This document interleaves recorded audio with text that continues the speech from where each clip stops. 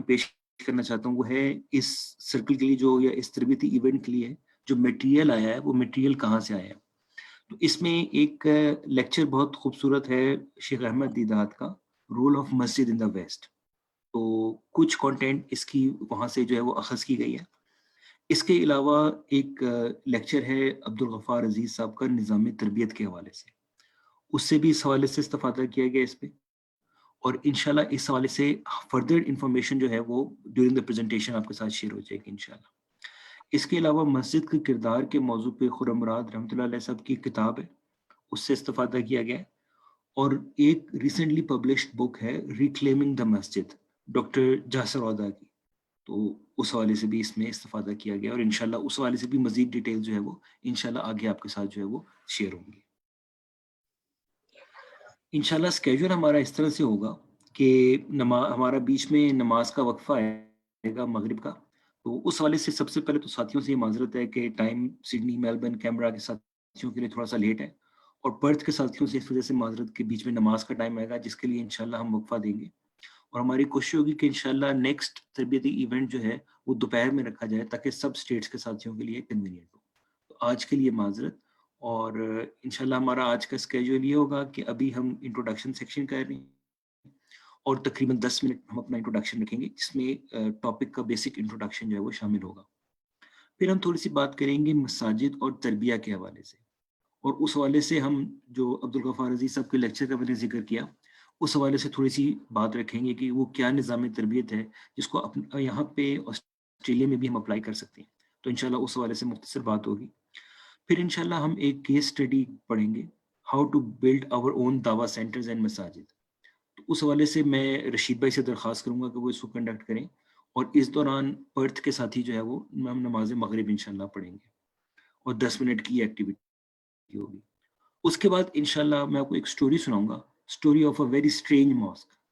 ہمارے ذہنوں میں مسجد کا ایک کانسیپٹ ہے، لیکن ہم دیکھیں گے کہ اسٹرینج مسجد میں کیا ہوتا تھا اور کس طرح وہ مسجد ہماری مسجد سے بہت مختلف تھی. اور اگر وہ مسجد ہماری آج کی سوسائٹی میں موجود ہو تو ہمارا اس کے بارے میں کیا خیال ہوگا. تو اس حوالے سے ہم ڈسکشن کریں گے، the story of a strange mask. اس کے بعد انشاءاللہ ہم دیکھیں گے کہ ہماری ذمہ داری کیا ہے جب ہم اس معاشرے میں رہتے ہیں، اپنی تربیت کے حوالے سے، اپنے خاندان والوں کی تربیت کے حوالے سے، اور ہماری کمیونٹی کی تربیت کے حوالے سے ہماری کیا ذمہ داری ہے بحیثیت فرد اور بحیثیت آرگنائزیشن. آئی کین اس حوالے سے اپنا کیا کردار پلے کر سکتی ہے، یہ انشاءاللہ ہمارا موضوع گفتگو ہوگا. اس ساری ایکٹیویٹی اور اس ساری ڈسکشن کا پرپز یہ ہے کہ اس میں پریکٹیکل سٹیپس آئیڈینٹیفائی کیے جا سکیں. اس کا پرپز یہ نہیں ہے کہ ہماری معلومات میں اضافہ ہو جائے، لہٰذا ہم جو چیز بھی سنیں وہ اس اینگل سے سنیں کہ اس کی پریکٹیکل امپلیمنٹیشن ہم اپنی زندگی میں کیسے کر سکتے ہیں. تو انشاءاللہ جب ہم اس پرسپیکٹو سے سنیں گے تو اس پہ عمل کرنا بہت آسان ہوگا. اور اس حوالے سے یہ چیز میں آپ کے سامنے رکھنا چاہوں گا کہ زیادہ تر جو کانٹینٹ آج آپ کے ساتھ شیئر ہوگا وہ احادیث رسول صلی اللہ علیہ وسلم پر مبنی ہے. اس میں آئیڈیاز، خیالات، ان کا عنصر بہت کم ہے، اور زیادہ جو میجر کانٹینٹ ہے وہ احادیث کے اوپر بیسڈ ہے. تو انشاءاللہ اس انٹروڈکشن کے ساتھ ہم اپنی گفتگو کا آغاز کرتے ہیں. اور سب سے پہلے میں ایک سوال کروں گا ساتھیوں سے، اور وہ سوال یہ ہے کہ جب ہم اپنی ورک پلیس پہ ہوتے ہیں یا جب ہم لوگوں سے بات کر رہے ہوتے ہیں یا ہم جب مارکیٹ جاتے ہیں تو ہم لوگوں کے کتنا قریب جا سکتے ہیں. یہاں پہ ایک کانسیپٹ ہے جس کو کہتے ہیں پرسنل اسپیس، جو کہ اکثر لوگ کہتے ہیں کہ 1 میٹر ہے. ہم لوگوں کی پرسنل اسپیس میں داخل نہیں ہوتے، اور اگر ہم ہوتے ہیں تو لوگ اس کو بڑا برا سمجھتے ہیں، لہٰذا ہر بندہ دوسرے بندے سے ایک ڈسٹینس پہ رہتا ہے. لیکن ایک جگہ ایسی ہے کہ جہاں پہ ہم جاتے ہیں تو ایک انسان دوسرے انسان کو ٹچ کر رہا ہوتا ہے.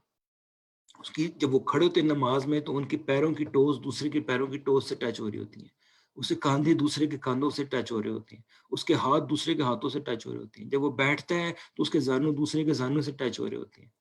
تو یہ اس جگہ میں ایسی کیا بات ہے اور ایسا اس جگہ کو کیوں بنایا گیا ہے؟ تو اس حوالے سے ہمیں ذہن میں رکھنے کی ضرورت ہے کہ مسجد کا یہ رول اس وجہ سے بنایا گیا ہے کہ ہمارے درمیان کے تمام فاصلے جو ہیں وہ ختم ہو سکیں. یہ ہے مسجد کا پرپس، جس کے لیے اللہ تعالیٰ نے ہمیں دن میں 5 دفعہ وہاں پہ اکٹھے ہونے کا حکم دیا. اپنی بستی کے تمام لوگوں سے ملیں، وہاں پہ اکٹھے ہوں، اپنے آپس کے جو فاصلے ہیں ان کو مٹائیں، اتنے قریب آئیں کہ جتنے قریب اور دوسرے لوگ آپس میں ایک دوسرے کے نہیں آتے. اتنی اخوت، اتنی بانڈنگ، اتنی کلوز ریلیشن شپ ہماری ہونی چاہیے ایک دوسرے کے ساتھ. تو یہ مسجد کا پرپز ہے. اور 5 وقت ہم اپنی لوکل آبادی کے ساتھ ملیں، پھر اس کے بعد جمعے میں براڈر کمیونٹی کے ساتھ ملیں، اور پھر عیدین میں اس سے بڑی کمیونٹی کے ساتھ ملیں. دور دراز کے لوگ بھی جو ہیں وہ ایک جگہ پر اکٹھے ہوں، کسی ایک جگہ کو اپنی مسجد بنائیں جو کہ عیدگاہ کہلائے، اس میں اکٹھے ہوں سارے. اور پھر حج میں پوری دنیا کے انسان جو ہیں مسلمان پوری دنیا سے آئیں اور اکٹھے ہوں. تو یہ ہمارا اسلام کا اخوت کا سسٹم ہے، اخوت کا میکینزم ہے جس نے ہمیں بھائی بھائی بنا دیا. اور اس حوالے سے نبی کریم صلی اللہ علیہ وسلم نے اسٹرانگلی امفیسائز کیا ہے کہ ایک دوسرے کے فاصلے مٹانے پہ. جو حدیث آپ کے سامنے ادھر پیش خدمت ہے، حکیم الصفوفہ، اپنی صفوں کو قائم کرو یا اپنی صفوں کو اسٹریٹ کرو. وہادو بین المناکب، اور اپنے کندھوں کے درمیان فاصلہ ختم کر دو. وسد الخلل، اور فاصلے مٹا دو. خلل، ہر طرح کا خلل، ہر طرح کا فاصلہ مٹا دو. وَلِینُوا بِأَیْدِی اِخْوَانِکُم، اور اپنے بھائیوں کے لیے ہاتھوں پہ نرم رہو، یعنی ایک دوسرے کے لیے مشکل نہ بناؤ، ایک دوسرے کے لیے آرام پہنچانے والے بنو. وَلَا تَذَرُوا فُرُجَاتٍ لِلشَّیطان، اور شیطان کے لیے فاصلے نہ چھوڑ دو، شیطان کے لیے اوپننگز نہ چھوڑ دو. وَمَنْ وَصَلَ صَفًّا وَصَلَهُ اللَّهُ، جس نے صفوں کو جوڑا اس کو اللہ جوڑے. وَمَنْ قَطَعَ صَفًّا قَطَعَهُ اللَّهُ، اور جو صفوں کو توڑتا ہے، صفوں کو قطع کرتا ہے، اللہ تعالیٰ اس کو قطع کرے. تو یہ ہماری بردرہڈ کا جو ہے وہ سبق ہے جو نبی کریم صلی اللہ علیہ وسلم نے دیا کہ کوئی فاصلہ نہ رہنے دو. شیطان کو فرمایا کہ اگر تمہارے پیروں کے بیچ میں فاصلہ ہوگا تو شیطان کے لیے انٹر ہونے کی جگہ ہے. تو ایک دوسرے سے ہر طرح کا فاصلہ مٹا دیں، نماز میں بھی اور نماز کے باہر بھی. یہ وہ قوت کا درس ہے جو کہ ہمیں اپنے دل میں اتارنا ہے. جب ہم مسجد جائیں تو یہ نیت لے کے جائیں کہ اللہ نے ہمیں 5 وقت یہ فرض کیا تاکہ ہم اپنے دلوں سے فاصلوں کو مٹائیں، ایک دوسرے سے دلوں کو جوڑیں، کندھوں سے کندھے جوڑیں، ہاتھوں سے ہاتھ جوڑیں، اور شیطان کے لیے کوئی خلل نہ چھوڑیں، کوئی دوری نہ آنے دیں آپس میں. تو یہ وہ درس ہے جو ہمیں اپنے دلوں میں بٹھانا ہے. یہ مسجد کا پرپز ہے. اور اس حوالے سے جو انشاءاللہ میں آپ کے ساتھ فردر ڈیٹیل شیئر کروں گا، عبدالغفار عزیز صاحب نے جو ایک بہت خوبصورت لیکچر دیا نظام تربیت کے اوپر، اس کے اندر انہوں نے بتایا ہے کہ مسجد کس طرح سے ہماری ایک تربیت گاہ ہے، انڈیویجول لیول پہ بھی اور کمیونٹی لیول پہ بھی. ہر فرد جب وہاں پہ جائے تو اپنے دل کو دھو کے نکلے، اس کے دل کو دھونے کا سامان مسجدوں میں موجود. اور ایز اے کمیونٹی بھی ایک فضا پیدا ہو جس میں ہر شخص دوسرے شخص کا خیال کرنے والا ہو، ہر شخص کو پتہ ہو کہ دوسرے شخص کی زندگی میں کیا ہو رہا ہے. اور اس حوالے سے مزید انشاءاللہ ڈیٹیل جو ہے وہ آگے چل کر لیکچر میں آئے گی انشاءاللہ. اب آپ سے ایک سوال ہے، اور یہ سوال اس لیے نہیں ہے کہ آپ اس کا جواب دیں، بلکہ اس کا سوال یہ ہے کہ آپ اپنے دل میں سوچیں اور بتائیں مجھے. سوال یہ ہے کہ کیا آپ پوائنٹ آؤٹ کر سکتے ہیں کہ جو ریاست مدینہ تھی، جو اسٹیٹ آف مدینہ تھی، اس کا ہاؤس آف اسٹیٹ کہاں پہ تھا؟ کیا اس کے لیے کوئی دفتر بنایا گیا تھا؟ کیا اس کے لیے کوئی اسپیسیفک بلڈنگ ڈیڈیکیٹ کی گئی تھی؟ یا کہ وہ مسجد نبوی صلی اللہ علیہ وسلم تھی؟ تو یہ وہ مسجد ہے جو کہ صرف مسجد نہیں تھی. ہم جس مسجد کو مسجد سمجھتے ہیں وہ مسجد نبی کریم صلی اللہ علیہ وسلم کی مسجد سے بہت مختلف ہے. نبی کریم صلی اللہ علیہ وسلم کی مسجد میں ہر جمعے کو ڈیلیگیٹس آتے تھے. وہاں پہ مسجد میں ایون کے پرزنرز بھی مسجد میں موجود ہوتے تھے. جو نان مسلم آتے تھے ان کو بھی مسجد میں آنے کی اجازت تھی. تمام فیصلے وہاں پہ ہوتے تھے، جنگی حکمت عملی وہاں پہ طے ہوتی تھی، اور تمام کاموں کا فیصلہ جو ہے وہ مسجد میں ہوتا تھا. صبح فجر کی نماز کے بعد نبی کریم صلی اللہ علیہ وسلم اپنے صحابہ سے گفتگو کرتے تھے، اور صحابہ بتاتے تھے کہ خواب میں انہوں نے کیا دیکھا اور ان کی زندگی میں کیا معاملات چل رہے ہیں. اس حوالے سے ڈسکشن ہوتی تھی. تو یہ وہ جگہ ہے جو کہ ہمیں اسی پرپز کے لیے یوز کرنی ہے. اپنی مساجد کو ہمیں اسی طرح ایک دوسرے کے قریب آنے کے لیے استعمال کرنا ہے. اب تھوڑا سا ایک اور پونڈرنگ کے لیے سوچے کہ اگر مسجدیں نہ ہوتی تو ہماری مسلمان کی حیثیت سے زندگی کیسی ہوتی. سپوز کریں کہ سڈنی میں کوئی مسجد نہ ہوتی، یا میلبرن میں کوئی مسجد نہ ہوتی، یا پرتھ میں کوئی مسجد نہ ہوتی، تو ہمارے ایمان کا لیول کیا ہوتا؟ ہم انہی مارکیٹوں، انہی بازاروں، انہی جابز، بس انہی کے چکر میں رہتے. ہمارے ایمان کی تازگی کے لیے کوئی جگہ نہ ہوتی. اس وجہ سے اللہ تعالیٰ نے جہاں ہمیں یہ اپرچونٹی دی ہے کہ مساجد موجود ہیں، ہمیں ان کو بھرپور طریقے سے یوٹیلائز کرنا چاہیے. اور جہاں پہ یہ اپرچونٹی نہیں اویلیبل ہمارے پاس، تو ہمیں کوشش کرنی چاہیے کہ وہاں پہ ہم اس اپرچونٹی کو پیدا کریں. جہاں ہماری دسترس میں ہو ہم مسجدیں بنانے کی کوشش کریں، اور ان مسجدوں کو نبی کریم صلی اللہ علیہ وسلم کی مسجد کے ماڈل کے مطابق بنائیں. اور ماڈل سے مراد میری اس کا اسٹرکچرل ماڈل نہیں ہے، بلکہ اس کا وے آف آپریشن ہے. جس طرح وہ مسجد فنکشن کرتی تھی اسی طرح سے ہماری مسجدوں کو بھی فنکشن کرنا چاہیے، اور اس میں ہم سب لوگ اپنا رول پلے کر سکتے ہیں. اللہ تعالیٰ کے فضل و کرم سے آئیکن کے ممبرز آسٹریلیا میں فار اینڈ وائڈ موجود ہیں.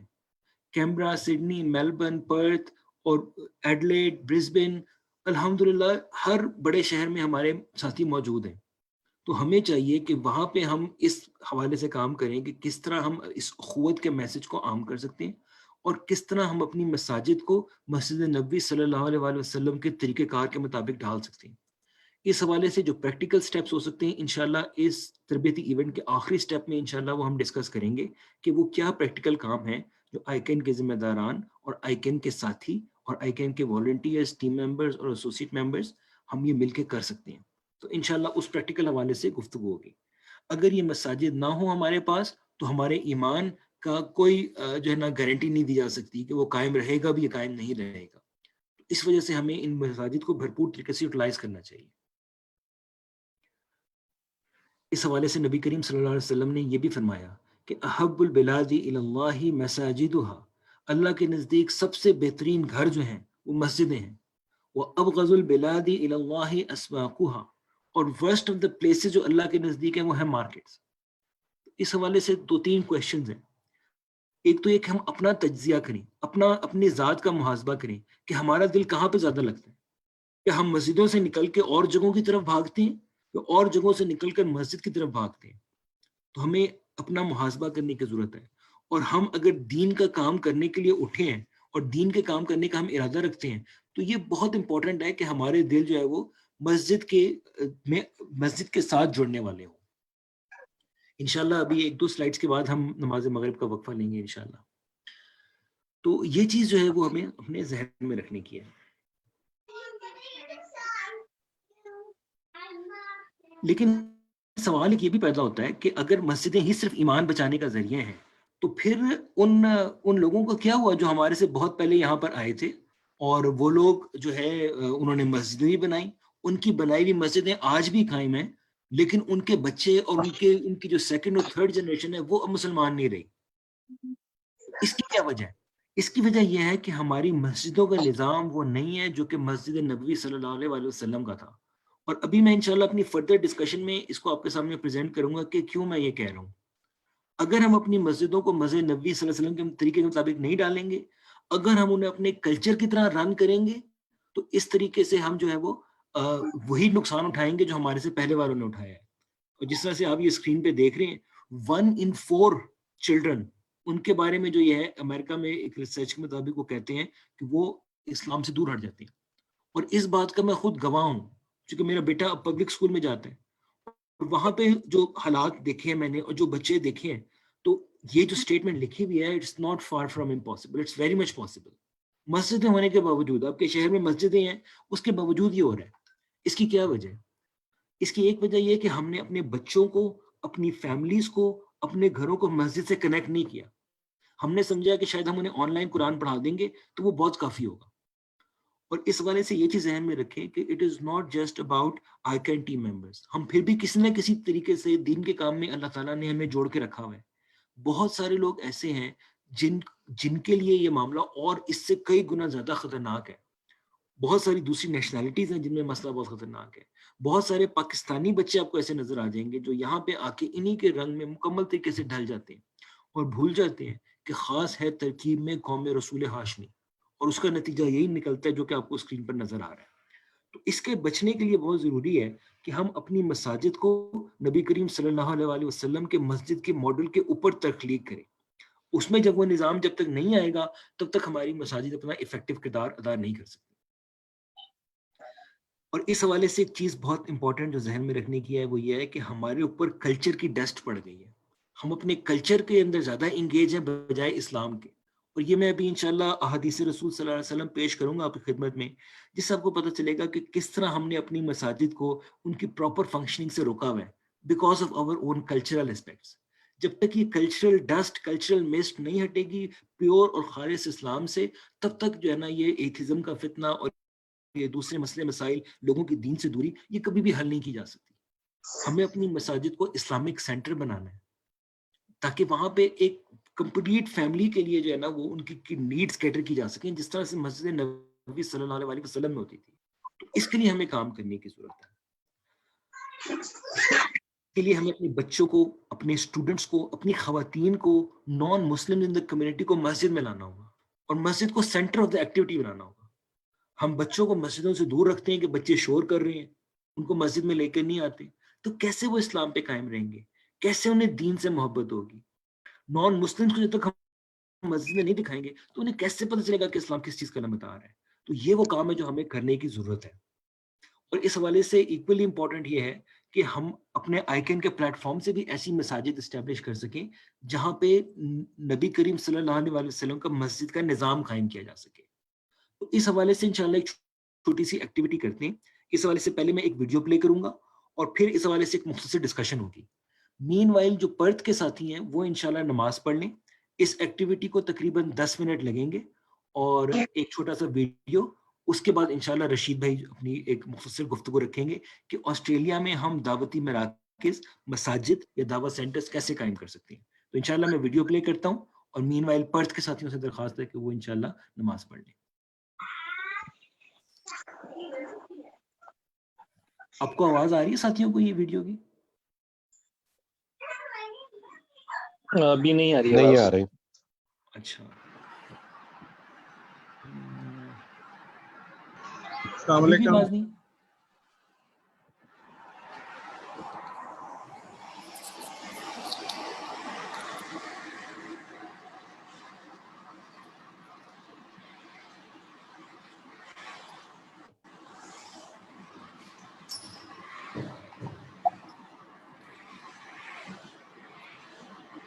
جی نبیل بھائی میرے خیال میں آواز نہیں آ رہی.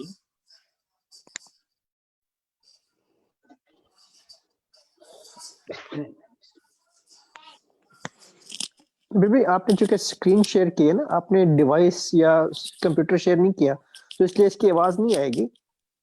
صرف اس کی اسکرین شیئر ہوگی، ہم اس کی صرف ویڈیو دیکھ سکیں گے آڈیو کے بغیر. جی میں کوشش کرتا ہوں.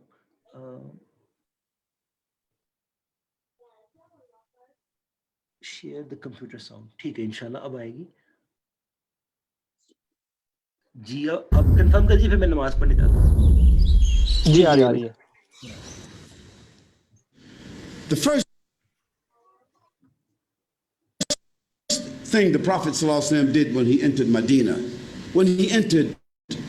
the first thing he did, the first task, the first challenge that the Prophet ﷺ settled was the issue of the establishment of the mosque. Not getting his own self a house, not getting a little hall where they can have play their little domino in their cars and smoke their little ergo or hubbly bubbly or whatever. That wasn't what he did. The first thing he did was the establishment of the mosque. And from what I understand from the seerah, there were two young boys that had some land which they owned, and they offered it to the Prophet ﷺ free. They said, "Oh Messenger of Allah ﷺ, take this land from us." He said, "No, I will only take it if I pay for it." So the Messenger of Allah ﷺ, he paid for it. And with his own hands and with the help of those people, they built the masjid. And the Messenger of Allah ﷺ, he accepted from the believers a room off of that masjid for himself and for his family. This was the first mosque, the first town hall, the first majlis, the first place of congregation, the first senate of the Muslims, the first government of the Muslims, not just a mosque, the first university of the Muslims. So the first thing we need to do is, once we break down all these different divisions and all that there, we need to come together and build a great big mosque in Melbourne. A mosque at least the size of this building right here. I mean, top and bottom, 3 floors. The same amount of space that the brothers have, same amount of space the sisters got to have. A big mosque. If there are 80,000 Muslims in Melbourne, I don't know what the number is, you got to build a masjid that holds at least 20,000. That becomes the central mosque. That's the Jami mosque. So during the week, everybody pray at the little local mosque. But you get together and all the imams and all the leaders and all the guys that got the names and all that there, you get them to agree that on Jummah, shut those little mosques down and go to the Jami mosque. then you see the power of the Muslims, you see the respect of the non-Muslims. Then that mosque is the place where we will be able to put the Islamic University. We'll put the Islamic College. We'll put the Islamic Senate. We'll put the Islamic Town Hall. Then we don't have to rent this kind of hall no more. See, you can have this kind of gathering like this here every week because it'll be your place. Why can't we do that? You got enough money in this room right here, to do that. In this room. We just had to lock all the doors and put some great big guys there, don't let nobody out.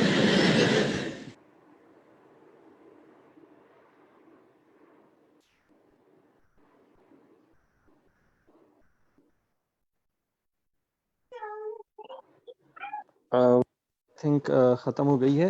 Rashid भाई आप मौजूद हैं activity कराने के लिए? जी भाई मैं मौजूद हूँ.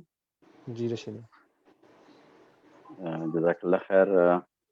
माशाल्लाह नबील भाई ने जिस तरह गुफ्तगू रखी है और जितने किताबों का मुताला किया है इसके रेलेवेंस के हवाले से, यकीनन वो चीज़ें अभी मेरे मुताले से तो नहीं गुजरी, लेकिन ये है कि इस मुल्क में रहते हुए 10-15 साल हो गए हैं और इदारे भी देखे हैं और साथ ही साथ जो मसाजिद बनती और ना बनने के जो मराहिल हैं उससे भी गुजरे हैं. तो यकीनन आप सब साथी इसमें किसी न किसी हद तक इन्वॉल्व भी रहे होंगे, चाहे इस मुल्क में हो चाहे बैरूनी में हो. स्टोरीज बहुत सारी हैं, आपके पास भी होंगी. यकीनन इस मुल्क में अगर बात करें तो एक बड़ी स्टोरी जो हमें अमूमी तौर पे मिलती है वो ब्रोकन हिल की स्टोरी है. अगरचे उस वक़्त के जो मुसलमान थे उन्होंने अपने लिए एक फिज़िकली मस्जिद तो बना ली जिसकी अब भी किसी न किसी हैसियत में शक्ल मौजूद है, लेकिन मस्जिद का जो दूसरा एस्पेक्ट है वहाँ से जो एक्टिविटीज़ होनी है वो शायद वो वहाँ से वो लिंकेज नहीं पैदा कर, जिसकी वजह से वो हम कहते हैं कि वो हमारी एक तरह से जनरेशन लॉस्ट. तो जहाँ तक मस्जिद बनाने या उसकी बात है, इसमें यकीनन हम ये तो कह सकते हैं कि ये हमारी खुशकिस्मती है कि हम इसका पार्ट है, लेकिन ये काम जो है हम अपने ज़िम्मे अगर इस तरह ले लें कि ये हमारी वजह से है, ये ऐसा मुमकिन नहीं है. मैं परसों एक अल्हम्दुलिल्लाह यहाँ पे सिडनी में बहुत ज़बरदस्त प्रोजेक्ट डिलीवर किया उन्होंने.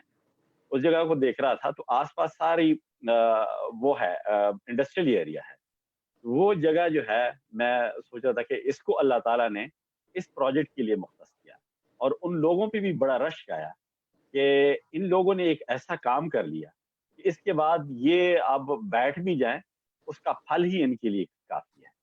हमने भी अल्हम्दुलिल्लाह इस मुल्क में जब पहली बार एक मस्जिद की वो कर रहे थे तो तकरीबन 15 लोगों का इज्तिमा हो रहा था और उसी पहली नशिस्त में अल्हम्दुलिल्लाह 45,000 की वो प्लेजेस आ गई थी और उस मस्जिद को डिलीवरी में हमारे पास 1 साल का मौका था और उस टाइम से पहले हमसे हमारे पास जो अकाउंट में जमा रकम थी वो 1 लाख ऊपर सरप्लस आ गई थी.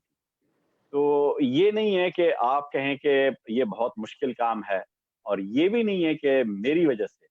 अल्लाह ताला हमसे एफर्ट्स मांगता है और एफर्ट्स के नतीजे में फिर अल्लाह ताला जिस ज़मीन जिस जगह को मुख्तस कर देता है वहीं से वो चीज़ें खुद ब खुद जनरेट होती हैं. जज़ाकल्लाह खैर.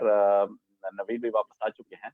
नबील भाई आप जो चीज़ें जो गुफ्तगू थी आप उसको कंटिन्यू करें. जज़ाकल्लाह रशीद भाई. इंशाल्लाह ये बहुत हमारे लिए वो है फूड फॉर थॉट है. इंशाल्लाह हमें इस हवाले से सोचना चाहिए. हो सकता है अल्लाह ताला ने ये काम हमारे हाथ से लिखा हो सकता है अल्लाह ताला ने ये काम आप में से जो अफराद सुन रहे हैं उनमें से किसी के हाथ में रखा हो कि आपके शहर में किसी मसाजिद का जो है वो प्रोजेक्ट जो है वो आपके हाथों अल्लाह ताला ने होना रखा हो. तो उसके लिए अपने दिल में इरादा भी करें और ये उसके लिए अज़म भी करें कि हमने ज़रूर इस चीज़ को इंशाल्लाह करना है. इसको हमने प्रैक्टिकली करना है. थोड़ा सा हमें कंफर्ट जोन से बाहर आना पड़ता है इन कामों के लिए. दीन का कोई भी काम हो और इवन के दुनिया का काम भी हो اس کے لیے کمفرٹ زون سے آئے بغیر نہیں ہوتا. تھوڑی سی پین لینی پڑتی ہے, تھوڑی سی تکلیف اٹھانی پڑتی ہے, تھوڑی سی out of the box extra mile جا کے ایفرٹ کرنی پڑتی ہے, تو اللہ تعالیٰ پھل ضرور دیتے ہیں.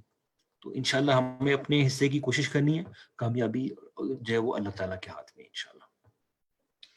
تو ہم نے تھوڑی سی بریف گفتگو رکھی تھی اس ویڈیو سے پہلے تربیت تھرو مساجد کے حوالے سے.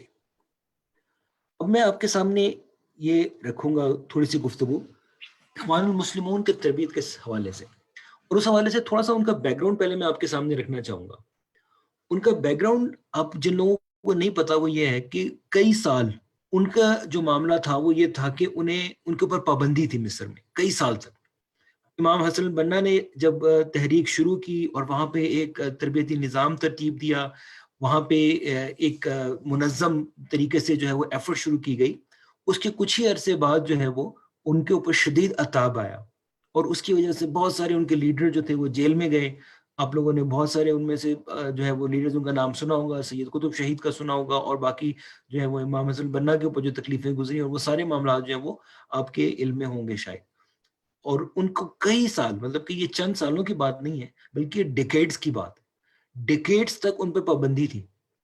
اور آپ کو شاید یہ جان کے حیرانگی ہوگی کہ اتنی ڈیکیڈز کے بعد جب وہ دوبارہ ان کو موقع ملا تو اسٹریٹ اوے وہ ان کے اتنی طاقت تھی ان کے پاس کہ they were able to form their own government. تو یہ کیسے ہوا؟ ایک آرگنائزیشن جس پہ اتنے سال پابندی رہے, اس کی اتنی اسٹرانگ روٹس کیسے ہو سکتی ہیں کہ دوبارہ ان کو جو ہے وہ اللہ تعالیٰ جو ہے وہ یہ اقتدار عطا کر دے, اتنی زیادہ جو ہے وہ ان کے اندر اسٹرینتھ پائی جاتی تھی. یہ کیسے ہو سکتا ہے؟ اس کی وجہ یہ تھی کہ سب سے پہلے یہ کہ ان کا جو تربیت کا نظام تھا وہ انتہائی دینی طرز کا تھا, اور اس میں ان کی ہر ممکن انہوں نے کوشش کی تھی کہ وہ جو ہے وہ ریاست مدینہ کا جو تربیتی نظام ہے اس کے مطابق ڈھال سکے.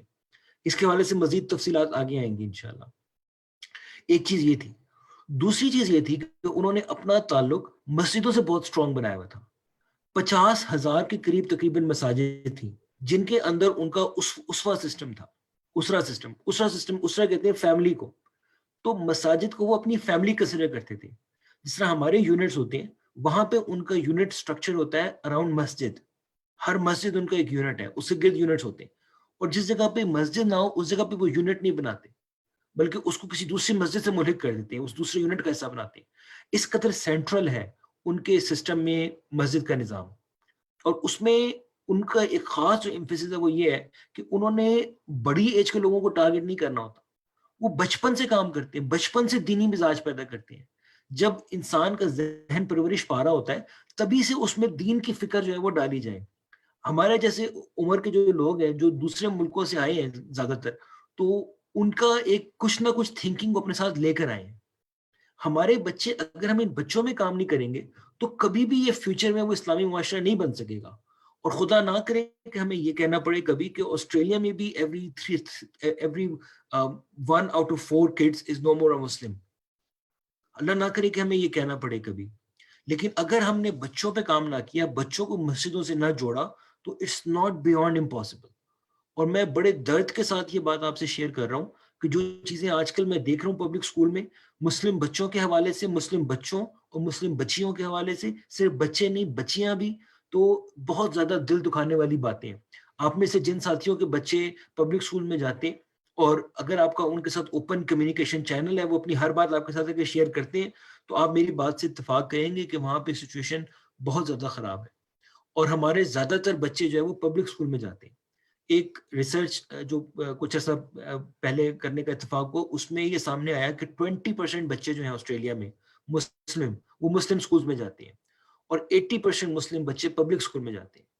تو اس کی آپ ریشو نکال لیں کہ کیا بن رہی ہے, اور وہ 1 out of 4 والی چیز کتنی امپاسبل لگ رہی ہے. تو ہمیں اپنے بچوں پہ کام کرنا ہے, اور صرف اپنے بچے نہیں, کمیونٹی کا ہر بچہ ہمارا بچہ ہے. ہر آسٹریلیا میں ہر مسلمان بچہ ہمارا بیٹا اور ہماری بیٹی ہے. اس پہ ہمیں کام کرنے کی ضرورت ہے, ان کے ایمان کو بچانے کی ضرورت ہے. اور اس کا ایک بہت امپورٹنٹ طریقہ کار یہ ہے کہ ان کو مسجد سے جوڑا جائے. چھوٹی عمر سے ان کو مسجد سے جوڑا جائے, ان کو مسجد میں نماز کے لیے لے کے آئیں, ان کو مسجد میں دروس کے لیے لے کے آئیں, ان کو مسجد میں ٹاکس کے لیے لے کے آئیں, ان کو مسجد میں فن ایکٹیویٹیز کے لیے لے کے آئیں. اگر ہم یہ نہیں کریں گے تو نہ ان کا دل مسجد سے اٹیچ ہوگا, نہ ایمان کے ساتھ اٹیچ ہوگا. اس حوالے سے ایک چھوٹی سی ضمنی سی بات جو ہے وہ میں کہنا چاہوں گا، اور یہ جو ہے بات ہم نے اپنے استادوں سے سیکھی ہے، اور بہت اس پہ غور و خوض کر کے بھی میں سمجھتا ہوں کہ بالکل صحیح بات ہے، اور وہ اس کی سمری یہ ہے کہ اگر ہم نے اپنے بچوں کو دین پہ قائم رکھنا ہے تو انہیں ہمیں 4 بنیادیں فراہم کرنی ہیں. انہیں دین سے انٹلیکچولی اٹیچ کرنا ہے، انہیں پتا ہو کہ وہ کیوں مومن ہے، کیوں مسلمان ہے، اللہ وجہ البصیرہ ایمان لائے، ود انڈرسٹینڈنگ ایمان لائے. اس کے لیے ان کے سوالوں کا انہیں جواب دینا ہوگا، سوالوں کو دبانا نہیں ہوگا، چیزوں کو اسلامک پرسپیکٹو میں جو ہے وہ ایکسپلین کرنا ہوگا. انہیں دینیات جیسی کتابیں پڑھانی ہوں گی تاکہ انہیں پتہ چلے کہ ہم جو نماز، روزہ، حج، زکوٰۃ کرتے ہیں ان کی عقلی بنیادیں کیا ہیں، کس طرح سے یہ بہترین طریقہ ہے ہماری تربیت کا، اور ہمارے انسان ہونے کا جو بہترین حق ہم ادا کر سکتے ہیں وہ اس دین کے ذریعے کر سکتے ہیں. یہ ان میں کانفیڈنس آئے جو انٹلیکچوئل آئے گا، ان کو قرآن سے جوڑنا ہوگا. دوسری چیز، ان کو ایموشنلی دین سے اٹیچ کرنا ہوگا. نبی کریم صلی اللہ علیہ وسلم کا نام سن کے ان کی آنکھیں نم ہونی چاہیے، اسلام سے شدید درجے کی محبت ہونی چاہیے. جس طرح سے اللہ تعالیٰ قرآن میں فرماتے ہیں کہ جو سچے مومن ہیں وہ اشد حب اللہ ہے، اللہ تعالیٰ سے محبت میں شدید ہے. تو ہمیں شدید درجے کی محبت کرنی ہے اللہ سے، ہمارا اٹھنا بیٹھنا جینا مرنا اللہ کے لیے ہو. تو یہ ہمیں پیدا کرنی ہے سوچ بچوں میں. تیسری چیز ہے سوشل، جس کے لیے ہم اپنی یہ آرگنائزیشن بناتے ہیں. جب سب لوگ ایک ڈائریکشن میں چلنے والے ہوں گے تو چند لوگوں کے لیے دوسری ڈائریکشن میں چلنا بہت مشکل ہوتا ہے. اگر ہر کوئی اچھائی کے لیے ایک دوسرے کو انکریج کر رہا ہے، تواصی بالحق اور تواصی بالصبر کر رہا ہے، تو ایسے میں اچھائی سے ہٹنے کا راستہ بہت کم ہو جاتا ہے. تو اس وجہ سے ہم ایک دوسرے کی اسٹرینتھ کرنے والے بنے، ایک دوسرے کو دین کی طرف کھینچنے والے بنے. کوئی جو راستے سے تھوڑا سا سائڈ پہ ہونے کی کوشش کی، اس کو ہم ملا کے دوبارہ سے آگے لے کے چلیں، تب ہم ایک دوسرے کی اسٹرینتھ بن کے ایک ڈائریکشن میں سب موو کریں گے. اور چوتھی چیز جو نہایت اہم ہے وہ ہے اسپرچل کنیکشن. بچوں کو اللہ تعالیٰ سے ایک اسپرچل کنیکشن ہونا چاہیے، اللہ تعالیٰ سے رات کو اٹھ کے وہ باتیں کر سکیں، اپنے دل کی بات اللہ سے کر سکیں. تو یہ 4 چیزیں اگر نہیں ہوں گی تو بہت مشکل ہے کہ ہمارے بچے ایمان پہ رہیں. تو مساجد میں آئیں گے جب بچے میں، تو ان کو انٹلیکچوئل جو ہے وہ بھی ملے گی، جو انٹلیکچوئل فوڈ بھی ملے گا، انہیں ایموشنل اٹیچمنٹ بھی ملے گی، وہاں پہ انہیں ایک کلچرل بھی ملے گی کہ یہ سب لوگ میرے جیسے ہیں، I am not the odd one out. Community میں جس طرح سے بچے ہمارے فیل کرتے ہیں کہ I am the odd one out, اس وجہ سے حجاب چھوڑ دو، اس وجہ سے جو ہے وہ اور دینی جو ہے وہ چیزیں وہ چھوڑ دو، وہ آڈ ون آؤٹ نہیں فیل کریں گے. انہیں لگے گا کہ they are all like me, they are all moving in the same direction. اور انشاءاللہ وہاں پہ ہم ان کی جو ہے وہ اسپرچل تربیت بھی کر سکیں گے. تو انتہائی ضروری ہے کہ بچوں کو مسجد سے جوڑا جائے، اور اس کے دنیا میں بھی جو فائدے ہیں وہ ہمارے سامنے موجود ہیں اخوان المسلمون کی اس مثال کے ذریعے جو کہ میں نے آپ کے سامنے پریزنٹ کی، کہ 40 سال انڈر گراؤنڈ رہنے کے بعد بھی اللہ تعالیٰ نے ان کو اتنی جو ہے وہ عزت بخشی کہ ہر دل کے اندر وہ بستے تھے. مصر کے اندر ان کی 50,000 مساجد ہیں، 50,000 مساجد، جہاں پہ ان کا یہ اسرہ کا نظام قائم ہے، فیملی سسٹم. اسرہ کا مطلب فیملی سسٹم. ان کی فیملی صرف ان کی امیجیٹ فیملی نہیں ہے، بلکہ ان کی پوری کمیونٹی جس میں وہ رہتے ہیں اس کو وہ فیملی کرا دیتے ہیں، کہ اس میں سے ہر شخص کو انہیں پتا ہوتا ہے کہ میرے بھائی کا اس وقت گھر میں کیا چل رہا ہے، میرے بھائی کے گھر میں روٹی ہے کہ نہیں ہے. اس لیول تک کی ان کو معلومات ہوتی ہے. جب 40 سال کے لیے ان کے لیڈرز جو ہیں وہ اور باقی جو کارکنان تھے جیل میں تھے، تو ان کے گھر میں باقاعدہ راشن پہنچتا رہا ہر ہفتے، چونکہ انہیں پتا تھا کسی گھر میں کیا چل رہا ہے، کسی گھر میں فاقہ ہے، کہاں پہ کس چیز کی ضرورت ہے. اس لیول کی اٹیچمنٹ صرف تبھی آتی ہے جب آپ ان کو اپنی ریئل فیملی سمجھیں گے. اس میں ہمیں کام کرنے کی ضرورت ہے، اور اس کا جو بیس ہے، اس کا جو سینٹرل فوکل پوائنٹ ہے وہ مسجد ہے. مسجد میں ایک دوسرے سے تعلق بنائیں، نماز کے بعد بیٹھیں، نماز کے بعد لوگوں سے گفتگو کریں، اور وہاں پہ دلوں کو جوڑیں. اب میں آپ کو سناتا ہوں ایک سٹرینج مسجد کی سٹوری، اور یہ مسجد بہت سٹرینج ہے، ہماری مسجدیں اس سے بہت مختلف ہیں. اور جو میں چیزیں بتاؤں گا آپ کو اس مسجد کے بارے میں، اگر میں آپ سے کہوں کہ آپ نے اپنے محلے کی مسجد میں یا اپنے شہر کی مسجد میں اس کو امپلیمنٹ کرنا ہے، تو آپ کو لگے گا کہ یہ بہت مختلف کام ہے، چونکہ ہمارا مسجد کا ماڈل وہ ہے ہی نہیں جو کہ نبی کریم صلی اللہ علیہ وسلم کی مسجد کا ماڈل تھا. اور یہ میں آپ سے اس وجہ سے شیئر کر رہا ہوں تاکہ ہم اپنے حصے کی کوشش کر سکیں کہ ہم اپنی مساجد کو نبی کریم صلی اللہ علیہ وسلم کی مساجد کے ماڈل کے مطابق کیسے ڈھال سکتے ہیں. یہ چیزیں اس وجہ سے شیئر ہو رہی ہیں، نالج کے لیے شیئر نہیں ہو رہی ہیں انشاءاللہ. اچھا، وہ مسجد یہ تھی، وہ اسٹرینج مسجد وہ تھی جہاں پہ بچوں کے لیے ٹوائز لائے جاتے تھے. مسجد میں ٹوائز لائے جاتے تھے بچوں کے لیے. ہماری کتنی مساجد میں بچوں کے لیے ٹوائز موجود ہیں؟ کچھ مساجد میں ہیں لیکن گنتی کی ہیں.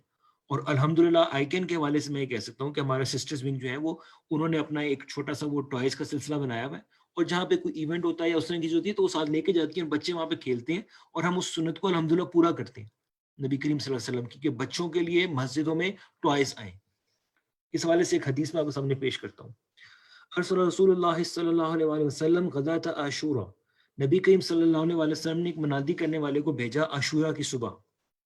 الی قری الانصار التی حول المدینہ، انصار کی ایک بستی کی طرف جو کہ مدینہ کے پڑوس میں تھی، مدینہ کے پاس رہتی تھی، اس کی طرف نبی کریم صلی اللہ علیہ وسلم نے اپنا منادی بھیجا، ان کو اطلاع دینے والا. اور اس نے کیا اطلاع دی؟ من کان اصبح صائما، جس نے صبح اس طرح سے کیا کہ اس نے روزہ رکھا ہوا ہے، فلیتم صومہ، تو اپنا روزہ پورا کرے.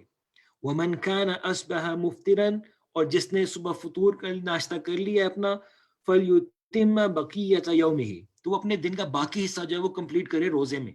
جس نے روزہ شروع سے رکھا ہے وہ روزے سے رہے، اور جس نے ناشتہ کر لیا ہے کوئی بات نہیں، وہ باقی کا دن جو ہے وہ روزے سے گزارے. تو اس کے بارے میں پھر جو ہے وہ صحابیہ بیان کرتی ہیں، فَكُنَّا بَعْدَ ذَلِكَ نَصُومُهُ، اس کے بعد ہم نے روزہ رکھا، وَنُصَوِّمُ صِبْيَانَنَا الصِّغَارَ، اور ہم نے اپنے چھوٹے بچوں کو بھی روزہ رکھوایا. ہم نے خود بھی روزہ رکھا اور اپنے چھوٹے بچوں کو بھی روزہ رکھوایا. مِنْهُمْ انشاءاللہ، ان میں سے جس کو اللہ تعالیٰ نے چاہا. وَنَذْهَبُ إِلَى الْمَسْجِدِ، اور پھر ہم گئے سب مسجد کی طرف، پھر ہم مسجد گئے. فَنَجْعَلُ لَهُمُ اللَّعْبَةَ، پھر اس کے بعد ہم نے ان کے ساتھ رکھ لیے کھلونے، من الاہنی، کاٹن کے بنے ہوئے یا روئی کے بنے ہوئے کھلونے رکھ لیے، یعنی اس کو ہم اپنے الفاظ میں کہہ سکتے ہیں اسٹف ٹوائز. انہوں نے بچوں کے لیے رکھ لیے ساتھ اسٹف ٹوائز. فَإِذَا بَكَى أَحَدُهُمْ عَلَى الطَّعَامِ، اگر ان میں سے کوئی بھی روتا تھا کھانے کے لیے، أَعْطَيْنَاهَا إِيَّاهُ عِنْدَ الْإِفْطَارِ، تو ہم ان کو وہ کھلونے دے دیتے تھے، اور پھر وہ افطار تک اس کھلونے کے ہی ہوئے رہتے تھے، افطار تک وہ اس کھلونے کے ساتھ کھیلتے رہتے تھے. تو یہ وہ مسجد تھی جہاں پہ کھلونے بھی آتے تھے، جہاں پہ ٹوائز بھی آتے تھے. تو ہم اپنی مسجدوں کا اس حوالے سے جائزہ لیں، ہم اپنے ایونٹس کا، اپنی پریکٹسز کا جائزہ لیں کہ کیا ہم وہاں پہ بچوں کو بلاتے ہیں، کیا ایز اے فیملی ہم آتے ہیں. یہاں پہ خواتین بیان کر رہی ہیں کہ ہم بھی گئے، ہمارے بچے بھی گئے، ہم سب گئے. کیا ہم نے اپنی مسجدوں کو فیملیز کے لیے اوپن کیا ہوا ہے، یا ہم نے اس کو ایک مین سینٹرک جگہ بنا دیا ہے؟ اس حوالے سے ہمیں کوشچن کرنے کی ضرورت ہے اپنے آپ کو. اور یہ بچوں کے لیے، بچوں کو انگیج کرنا، ان کے لیے ٹوائز لے کے جانا، یہ نبی کریم صلی اللہ علیہ وسلم کے صحابہ سے ہم ثابت ہے، یہ سنت ہے. نبی کریم سنت کی 3 طریقے ہوتے ہیں جو نبی کریم صلی اللہ علیہ وسلم نے کیا، جس کو نبی کریم صلی اللہ علیہ وسلم نے فرمایا، یا جس کا نبی کریم صلی اللہ علیہ وسلم نے ٹیسٹ اپروول دیا. تو یہ تیسری کیٹیگری کی سنت ہے جس کا نبی کریم صلی اللہ علیہ وسلم نے ٹیسٹ اپروول دیا. ان کے سامنے کھلونے لائے گئے اور ان سے بچے کھیلے مسجد کے اندر. اس اسٹرینج مسجد کی ایک اور اسٹرینج بات یہ تھی کہ وہاں پہ کھلی آزادی تھی کہ جو آئے وہاں پہ وہ پرفارمنس دے سکتا تھا، مسجد کے اندر پرفارمنس دے سکتے تھے وہ. اس حوالے سے ایک حدیث ہمارے سامنے جو کہ میں کہہ رہا ہوں ایک حدیث، لیکن جب آپ حدیث کی کتب پڑھیں گے تو بے تحاشا احادیث ہیں اسی موضوع کے اوپر، اور یہ اسی ٹاپک کو بہت ساری احادیث میں بیان کروایا گیا ہے. حدیث کیا ہے؟ قال دخل عمر، مسجد میں عمر رضی اللہ عنہ داخل ہوئے، والحبشۃ یلعبون فی المسجد، اور جو کچھ جو تھے ایبسینینز وہ مسجد میں کھیل رہے تھے. یلعبون کا مطلب کیا ہوتا ہے؟ کھیل. دنیا کی زندگی کیا ہے؟ لعب و لہب، کھیل تماشا. مسجد میں وہ کیا کر رہے تھے؟ کھیل رہے تھے. اگر ہماری مسجد میں اس طرح کوئی کھڑے ہو کے پرفارمنس دینا شروع کر دے اور اسپیئر سے، تو ہم اس کے ساتھ کیا کریں گے؟ لیکن یہ اس اسٹرینج مسجد میں ہوتا تھا. اس اسٹرینج مسجد میں ان کو آزادی تھی کہ مسجد کے اندر کھڑے ہو کے وہ اپنے یہ کرتب اور کھیل دکھائیں. فزجرہم عمر رضی اللہ تعالیٰ عنہ، تو عمر رضی اللہ عنہ انہوں نے ان کو جھڑکا، ہوئے کیا کر رہے ہو یہ؟ فقال رسول اللہ صلی اللہ علیہ وسلم، تو نبی کریم صلی اللہ علیہ وسلم نے کیا فرمایا؟ دعہم یا عمر فانما هم بنو ارفدہ، عمر ان کو چھوڑ دو، یہ تو بنو ارفدہ کے لوگ ہیں، یہ تو ابیسینینز ہیں جو مسلمانوں کو سپورٹ کرنے والے ہیں، ان کو چھوڑو، ان کو کرنے دو جو کر رہے ہیں. اور ایک اور بہت ساری احادیث میں آپ نے یہ پڑھا ہوگا کہ نبی کریم صلی اللہ علیہ وسلم نے عائشہ رضی اللہ عنہا سے پوچھا کہ کیا آپ یہ دیکھنا چاہتی ہیں جو ہو رہا ہے معاملہ؟ تو انہوں نے کہا جی میں دیکھنا چاہتی ہوں. تو نبی کریم صلی اللہ علیہ وسلم اپنے حجرے کے دروازے پہ کھڑے ہو گئے، اور حضرت عائشہ ان کا اس طرح سے کھڑی ہو گئی کہ ان کا جو منہ تھا وہ نبی کریم صلی اللہ علیہ وسلم کے کندھے پر تھا، اور ان کا گال نبی کریم صلی اللہ علیہ وسلم کے گال سے ٹچ ہو رہا تھا. اور اس طرح سے وہ جو مسجد میں جو ایک کرتب دکھا رہے تھے لوگ، وہ اس کو دیکھ رہی تھی. اور جب تک ان کا اپنا دل نہ بھر گیا، نبی کریم صلی اللہ علیہ وسلم وہاں کھڑے رہے. ہم اپنے اوپر ذرا غور کریں کہ کیا ہم اپنی مسجد میں ہی کریں گے، یا ہم اپنی وائف کو لے کے یہ دکھانے جائیں گے مسجد کے اندر؟ تو یہ چیز تھوڑی سی ہمیں سوچنی چاہیے کہ ہماری مسجد میں اور اس مسجد میں کتنا فرق ہے. اور یہ میں آپ کو اس وجہ سے بتا رہا ہوں کہ اگر ہم اپنی مسجد میں کوئی ایسی ایکٹیویٹی کر لیتے ہیں جس میں کوئی سپورٹس، اور جس طرح پرس میں الحمدللہ بھی ہم نے کیا کہ مسجد کے اندر ہم نے ایک پروگرامنگ ورکشاپ کی، اور اس پروگرامنگ ورکشاپ کو ہم نے مسجد میں آرگنائز کیا بجائے کہ کسی ہال میں کرتے. اور وہاں پہ جو چھوٹے بچوں کی جو تھی کیٹیگری کے، اس میں ہم نے مختلف گیمز رکھی ہوئی تھی، اور وہ گیمز ہم نے مسجد میں ہی کی. اور الحمدللہ ہم نے اس سنت کو پورا کیا کہ مسجد کے اندر یہ ایکٹیویٹیز جس میں کوئی حرام عنصر نہ ہو، کوئی ایسی ممنوع چیز نہ ہو، تو وہ وہاں پہ بالکل کی جا سکتی ہے. اور یہ سنت رسول صلی اللہ علیہ وسلم ہے. بچے جو وہاں پہ آئے انشاءاللہ ان کا مسجد سے دل بھی لگے گا، مسجد میں ان کو ایک اپنائیت فیل ہوگی. مسجد ایک ایسی جگہ نہیں ہوگی جہاں زبردستی انہیں ڈانٹ کے لے کے جایا جاتا ہے، بلکہ ایک ایسی جگہ ہوگی جہاں پہ وہ خوش ہو کے جاتے ہیں. ان کی ایک اچھی میموری بنے گی انشاءاللہ مسجد کے ساتھ کہ وہاں پر آئے ہم، وہاں پہ ہم نے اس کو انجوائے کیا، اور وہاں پہ یہ اس ایکٹیویٹی میں ہم نے پارٹیسپیٹ کیا. تو یہ چیزیں ہم اس پہ مزید، اس سے آپ جو ہے ایکٹیویٹیز مزید بھی نکال سکتے ہیں، اور اپنے اپنے حلقوں میں اپنی اپنی جگہ پہ ہم اس سنت کو پورا کر سکتے ہیں. نبی کریم صلی اللہ علیہ وسلم کی مسجد کے نظام کو اپنی مسجد کے نظام میں امپلیمنٹ کر سکتے ہیں. اس پین مسجد کی ایک بات یہ بھی تھی کہ وہاں پہ سونا کوئی مسئلہ نہیں تھا، وہاں پہ سونے کو کوئی بری چیز نہیں سمجھا جاتا تھا. مجھے یاد ہے اچھی طرح کہ ہمارے سعودی عرب میں ایک دوست ہے، مسجد میں انہوں نے دیکھا کہ کوئی ساتھی سو رہے ہیں، تو اس پہ انہوں نے بڑے شدید طریقے سے جو ہے وہ غصہ کیا کہ یہ گناہ کبیرہ ہے مسجد میں سونا. اور یہ میں ان کا قصور نہیں سمجھتا، چونکہ ہماری کمیونٹی میں یہ بتایا اس طرح، بچپن سے میں اس طرح کی باتیں بتائی جاتی ہیں جن کا دین سے کوئی تعلق نہیں ہے. ان چیزوں کا تعلق صرف ہمارے کلچر سے ہے. ہم نے بچپن سے جو سنا ہے بس ہم اسی پر ہیں. دین سے چیزوں کا کوئی تعلق نہیں ہے. دین میں کیا ہے؟ دین میں بے تحاشا اگزامپلز ہیں جہاں پہ مسجد میں سونا کوئی بری بات نہیں ہے. ایک دفعہ حضرت فاطمہ اور حضرت علی رضی اللہ عنہ، ان کی آپس میں جو ہے وہ کسی بات پہ تھوڑی سی ناچاکی ہو گئی. علی رضی اللہ عنہ گھر سے نکل گئے. نبی کریم صلی اللہ علیہ وسلم آئے اور انہوں نے پوچھا کہ علی کہاں پر ہیں؟ کچھ لوگوں نے بتایا کہ علی مسجد میں سو رہے ہیں. کہاں پہ سو رہے ہیں؟ مسجد میں سو رہے ہیں. علی مسجد میں سو رہے ہیں. تو نبی کریم صلی اللہ علیہ وسلم مسجد گئے اور وہاں پہ دیکھا تو مسجد چونکہ مٹی کی ہوتی تھی، وہاں ہماری طرح کے خوبصورت کارپیٹس نہیں ہوتے تھے، تو وہاں پہ علی صلی اللہ عنہ مٹی میں ادھر گرے ہوئے سو رہے تھے.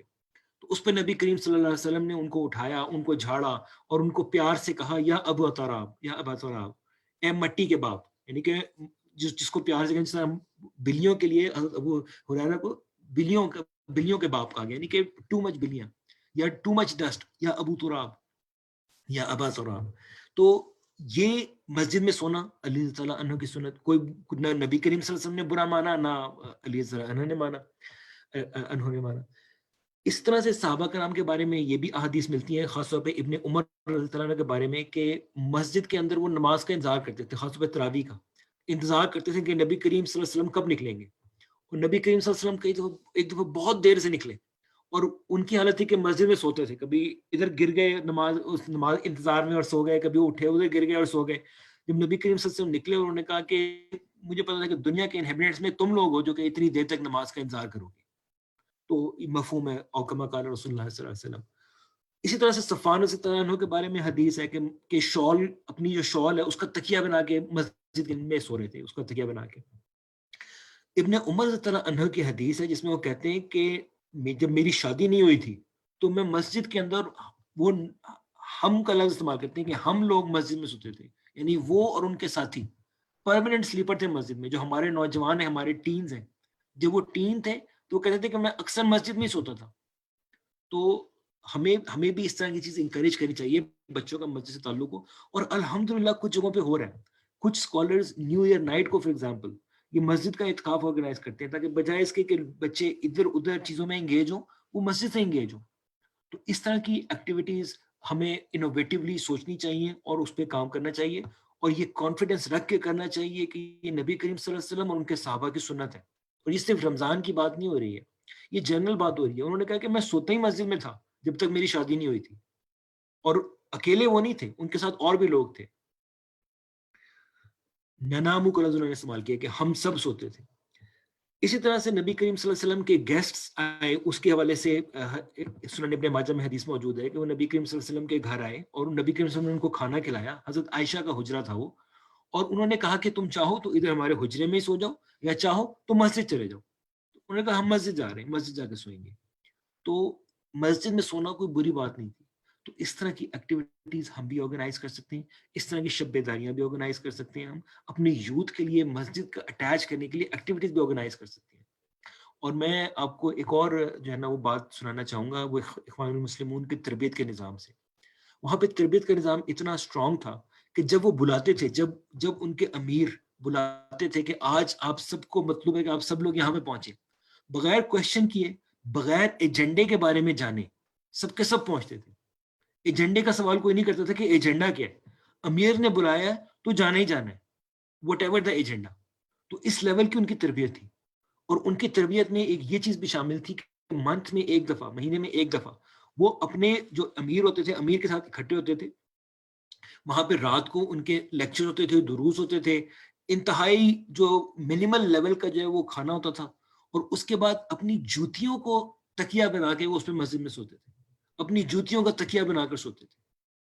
تو یہ چیز ہمیں تھوڑا سا ذہن میں رکھنی چاہیے کہ کس لیول کی تربیت جو ہے وہ ہمیں درکار ہے, اور مسجدوں سے کس لیول کا تعلق جو ہے وہ ہمیں اسٹیبلش کرنا ہے, اگر ہم صحیح معنوں میں دین کا کام کرنا چاہتے ہیں.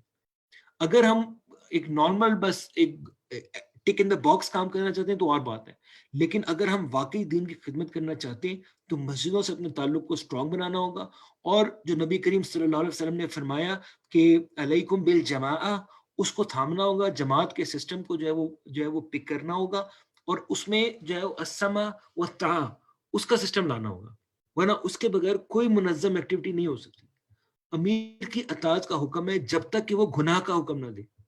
اس لیول کی تربیت اور اس لیول کی اٹیچمنٹ کی ضرورت ہے. تو یہ ایک ضمنی بات آ گئی مسجد سے اٹیچمنٹ کے حوالے سے کہ کس طرح وہ لوگ مسجدوں میں رات گزارتے تھے, ایک کال کے اوپر آتے تھے اور مسجد میں اپنے امیر کے ساتھ رات گزارتے تھے. درس و تدریس ہوتی تھی, تزکیہ ہوتا تھا, قرآن پڑھا جاتا تھا, اور اس کے بعد جوتیوں کو تکیہ بنا کے سو جاتے تھے. تو میں یہ نہیں کہہ رہا کہ ہم اس لیول پہ جائیں, لیکن یہ کہ اس کا کچھ حصہ ہمیں اپنے اندر اڈاپٹ کرنے کی ضرورت ہے. اس اسٹرینج مسجد کے اندر نعتیں بھی پڑھی جاتی تھیں. خیر یہ چیز ہماری بہت ساری مسجدوں میں آ گئی ہے, لیکن جو اس نعتیں پڑھنے کے عمل کے ساتھ انٹلیکچوئل اسپیکٹ تھی وہ مس ہو گئی ہے. تو اس مسجد کے اندر حسان ابن ثابت رضی اللہ عنہ کے لیے ممبر لگایا جاتا تھا. اس ممبر کے اوپر وہ نعت پڑھتے تھے اور نبی کریم صلی اللہ علیہ وسلم انہیں دعائیں دیتے تھے. تو یہ وہ مسجد تھی. اور جب ایک دفعہ عمر رضی اللہ عنہ نے انہیں منع کرنے کی کوشش کی نبی کریم صلی اللہ علیہ وسلم کی وفات کے بعد, تو انہوں نے ان کو بتایا کہ میں اس وقت بھی یہ کام کرتا تھا جب آپ سے بہتر جو شخص تھے وہ یہاں موجود تھے اس مسجد میں. تو یہ نبی کریم صلی اللہ علیہ وسلم کی سنت, یہ ان کے صحابہ کی سنت کہ مسجد کے اندر جو ہے وہ پوئٹری پڑھی جائے یا نعت پڑھی جائے, یہ سنت ہے نبی کریم صلی اللہ علیہ وسلم کی. اس مسجد کے اندر اپنے بچوں کو لانا کوئی ممانعت نہیں تھی. ہماری مسجد کے اندر نوٹس لگا ہوا ہے کہ 4 سال سے چھوٹے بچوں کو نہ لے کے آئیں. یا یہ چیز سنت کے مطابق ہے یا یہ ہم نے اپنے کلچر سے اڈاپٹ کر لی ہے. میں آپ کو بتاتا ہوں کہ سنت کیا ہے. سنت یہ جو آپ اسکرین پہ دیکھ رہے ہیں, خرج علینا رسول اللہ صلی اللہ علیہ وسلم, ایک دن نبی کریم صلی اللہ علیہ وسلم ہمارے پاس تشریف لائے. یحمل امامہ, ان کی گود میں امامہ تھی, وہ بچی چھوٹی, وَأُمُّهَا زینب بنت رسول اللہ صلی اللہ علیہ وسلم, اور اس بچی کی والدہ تھی زینب بنت رسول صلی اللہ علیہ وسلم. امامہ ان کی گود میں تھی نبی کریم صلی اللہ علیہ وسلم کی. وَهِيَ صَبِيَّةٌ, وہ ایک بچی تھی چھوٹی. يَحْمِلُهَا عَلَىٰ آتِقِهِ, انہوں نے اس کو اپنے کندھوں پہ بٹھایا ہوا تھا, کندھوں پہ اٹھایا ہوا تھا اپنے. فَصَلَّى رسول اللہ صلی اللہ علیہ وسلم وَهِيَ عَلَىٰ آتِقِهِ, اور نبی کریم صلی اللہ علیہ وسلم نے نماز پڑھی اس طریقے سے کہ وہ ان کے کندھوں پر بیٹھی ہوئی تھی. يَضَعُهَا إِذَا رَكَعَ وَيُعِيدُهَا إِذَا قَامَ, وہ اس کو نیچے رکھ دیتے تھے جب وہ جو ہے وہ رکوع کرتے تھے, اور جب دوبارہ جو ہے وہ قامہ کرتے تھے, دوبارہ کھڑے ہوتے تھے اس قیام کے لیے, تو پھر اس کو دوبارہ سے اٹھا لیتے تھے گود میں. تو یہ میرے نبی کریم صلی اللہ علیہ وسلم کی نماز ہے, یہ میرے نبی کریم صلی اللہ علیہ وسلم کی سنت ہے. اور آخری جو الفاظ ہیں وہ یہ کہ حتی قضا صلاتہ یفعل ذلک بہا, اور اس طرح انہوں نے اپنی پوری نماز کمپلیٹ کی یہ کرتے ہوئے. تو بچوں کو گود میں اٹھا کر امام الانبیاء نماز پڑھتے ہیں. صرف مسجد میں بلانا تو دور کی بات ہے, گود میں اٹھا کر نماز پڑھنا. تو ہم اپنے آپ سے موازنہ کریں. ہم مسجد میں نوٹس لگا دیتے ہیں کہ 4 سال سے چھوٹے بچوں کو نہ لے کے آئیں. اگر بچے ابھی مسجد میں نہیں آئیں گے تو ان کا دل مسجد سے کیسے اٹیچ ہوگا؟ تو لہٰذا میری درخواست ہے کہ ہم اپنے جو پروگرام بھی کریں انہیں مسجد میں کریں, اور اس میں چھوٹے بچوں کو انکریج کریں. چھوٹے بڑے ہر طرح کے بچوں کو ساتھ لے کے آ جائیں, چاہے بچے ہوں چاہے بچیاں ہوں. یہ جو ہم نے بائیفرکیشن یا اس طرح کی چیز کر لی, اس کا دین سے کوئی تعلق نہیں ہے, یہ ہماری کلچرل اسپیکٹ ہے. اور میں مزید ابھی واضح کروں گا انشاءاللہ آپ کو احادیث کے ذریعے سے. ہمارے لیے نبی کریم صلی اللہ علیہ وسلم کی سنت اور ان کی حدیث ہی اصل کرائٹیریا ہے. ہمارے نزدیک ہماری عقل کوئی کرائٹیریا نہیں ہے. کہ ہم سوچیں کہ شاید یہ تو ایسا ہے تو ایسا ہونا چاہیے. ہماری عقل کسی قابل نہیں ہے. حضرت امام احمد بن حنبل کہتے تھے کہ جب نبی کریم صلی اللہ علیہ وسلم کی حدیث آ گئی, ایون ضعیف حدیث آ گئی, تو میری بات کو دیوار پہ مارو, میری بات کی کوئی اہمیت نہیں ہے. جب ائمہ کا یہ موقف تھا تو ہم کون ہوتے ہیں کہ اپنی سوچ اپنی عقل کو سمجھے کہ ہم سمجھتے ہیں کہ ایسا نہیں ہونا چاہیے, ایسا ہونا چاہیے, اور 4 سال کے بچے آئیں یا 4 سال کے بچے نہ آئیں. ہم تو سنت سے بالکل, اس کا مطلب ہے کہ ایک اپوزٹ ڈائریکشن میں جا رہے ہیں. تو اس حوالے سے جو ہے وہ ہمیں تھوڑا سا سوچنے کی ضرورت ہے. بچوں کو مسجد میں لائیں اور بچوں کو مسجد سے اٹیچ کریں, اور ایز آئی کین ہم اس حوالے سے بہت امپورٹنٹ رول پلے کر سکتے ہیں. ہمارے جو پروگرامات ہوں ان میں بچوں کو ضرور انکریج کریں کہ بچے آئیں, صرف بڑوں کا پروگرام نہ کریں ورنہ بچے کبھی بھی کنیکٹ نہیں ہو سکیں گے. اسی طرح سے یہ وہ مسجد تھی جہاں پہ خواتین اپنے سرکلز بھی کرتی تھیں, خواتین کے سرکلز ہوتے تھے, اور لیڈر آف دا بلیورز وہاں پہ نبی کریم صلی اللہ علیہ وسلم آ کے ان کو ہاتھ سے سلام بھی کرتے تھے. تو یہ وہ مسجد تھی, وہ اسٹرینج مسجد جو آپ کو لگ رہا ہوگا کہ بہت اسٹرینج مسجد ہے, کہ خواتین بیٹھی ہیں مسجد میں اور دوسرے لوگ بھی آ رہے ہیں وہاں پہ, اور وہاں پہ leader of the believer in کو سلام بھی کر رہے ہیں. ان رسول اللہ صلی اللہ علیہ وسلم مر فی المسجد یوما, ایک دن نبی کریم صلی اللہ علیہ وسلم مسجد میں تشریف لائے. وَأُصْبَةٌ مِّن نِّسَاءِ قُعُودٌ, اور خواتین کا ایک گروپ وہاں پہ بیٹھا ہوا تھا. فَأَلْوَى بِيَدِهِ بِالتَّسْلِيمِ, تو نبی کریم صلی اللہ علیہ وسلم نے ان کے اپنے ہاتھ کے اشارے سے ان کو سلام کیا. تو خواتین مسجد میں آتی تھیں, خواتین کے سرکلز بھی ہوتے تھے مسجد میں, تو ہمیں اپنی خواتین کو بھی مسجد سے جوڑنے کی ضرورت ہے. اس حوالے سے جو ہمارا کلچرل بیگیج ہے اس سے نکلنے کے لیے یہ 2 کتابیں آپ کی اسکرین پہ میں نے رکھی ہیں, ان کو ضرور پڑھیے گا. ان میں سے ایک ڈاؤن لوڈیبل ہے اور دوسری نہیں ہے, چونکہ دوسری پہ ابھی ظاہر ہے کہ وہ ریسنٹلی پرنٹڈ ہے اور اس پہ کاپی رائٹ ہے, اس وجہ سے اس کا لنک ہمارے پاس اویلیبل نہیں ہے. لیکن یہ 2 کتابیں ہیں جو کہ آپ پڑھ سکتے ہیں. پہلی کتاب جو ہے وہ مساجد میں خواتین کی آمد, ایک تاریخی اور فقہی مطالعہ. اس میں بہت ساری احادیث نبوی صلی اللہ علیہ وسلم کی روشنی میں بتایا گیا ہے کہ کس طرح ہم نے جو ایک کلچر بنا لیا ہے کہ خواتین کو مسجد میں نہیں آنے دینا, کس طرح وہ دین سے دور ہے. اور دوسری کتاب جو ہے یہ ہے ڈاکٹر جاسر عودا کی, جو الازہر یونیورسٹی سے انہوں نے اپنی دینی تعلیم حاصل کی. اس کے بعد ڈبل PhD ہیں, اور ان کی جو خاص ان کی جو اسپیشلائزیشن ہے وہ ہے مقاصد الشریعہ کے اندر, اصول الفقہ کے اندر, the principles of Islamic jurisprudence. اور شاید دنیا کی کوئی ہی فقہ کونسل ہوگی جس کے وہ ممبر نہیں ہے. بڑی بڑی جو فقہ کونسل ہیں ان سب کے وہ ممبر ہیں. ان کی یہ کتاب ہے ریکلیمنگ دا ماسک, جس میں انہوں نے بتایا کہ ہم جو خواتین کو مسجدوں سے روکتے ہیں یہ ہمارا کلچرل بیگیج ہے, اس کا اسلام سے کوئی تعلق نہیں ہے. تو یہ وہ مسجد تھی. اس اسٹرینج مسجد کی آپ کو ایک اور اسٹرینج بات بتاتا ہوں. اس اسٹرینج مسجد کی خاص بات یہ تھی کہ جس میں نبی کریم صلی اللہ علیہ وسلم جب اعتکاف کرتے تھے تو نبی کریم صلی اللہ علیہ وسلم کی زوجہ مسجد میں آ سکتی تھیں ان سے ملنے. اور اس حوالے سے جو ہے وہ احادیث موجود ہیں کہ ایک ام المومنین نبی کریم صلی اللہ علیہ وسلم سے رات کو اعتکاف کے دوران مسجد میں ملنے آئیں, اور نبی کریم صلی اللہ علیہ وسلم ان کو مسجد کے دروازے تک چھوڑنے گئے. اس مسجد میں تو یہ سچویشن تھی, اور ہماری مسجد میں اسے کمپلیٹلی ڈفرنٹ پکچر پیش کرتی ہے. ایک اور بات جو کہ آپ لوگوں نے نہیں سنی ہوگی شاید پہلے, اور وہ یہ ہے کہ اس مسجد میں جس طرح سے اصحاب صفہ کے لیے, جس طرح بردرز کے لیے, جینٹس کے لیے جو ہے وہ بنایا گیا تھا صفہ کی درسگاہ, اسی طرح سے خواتین کی بھی صفہ کی جگہ موجود تھی, صفۃ النساء موجود تھی. اور اس حوالے سے یہ احادیث کا نمبر آپ کی اسکرین پہ موجود ہے, اور اس کا آپ پڑھ سکتے ہیں. اور اس حدیث میں بتایا گیا کہ کس طرح صفۃ النساء سے ایک جو ہے وہ شیلڈ جو ہے وہ چوری ہو گئی تھی, اور اس کے حوالے سے اس کا واقعہ اس حدیث میں موجود ہے. لیکن بتاتی ہوئی حدیث میں یہ ہے کہ صفۃ النساء بھی موجود تھا, تو مسجد میں اسپیسیفک ایریا فار ویمن.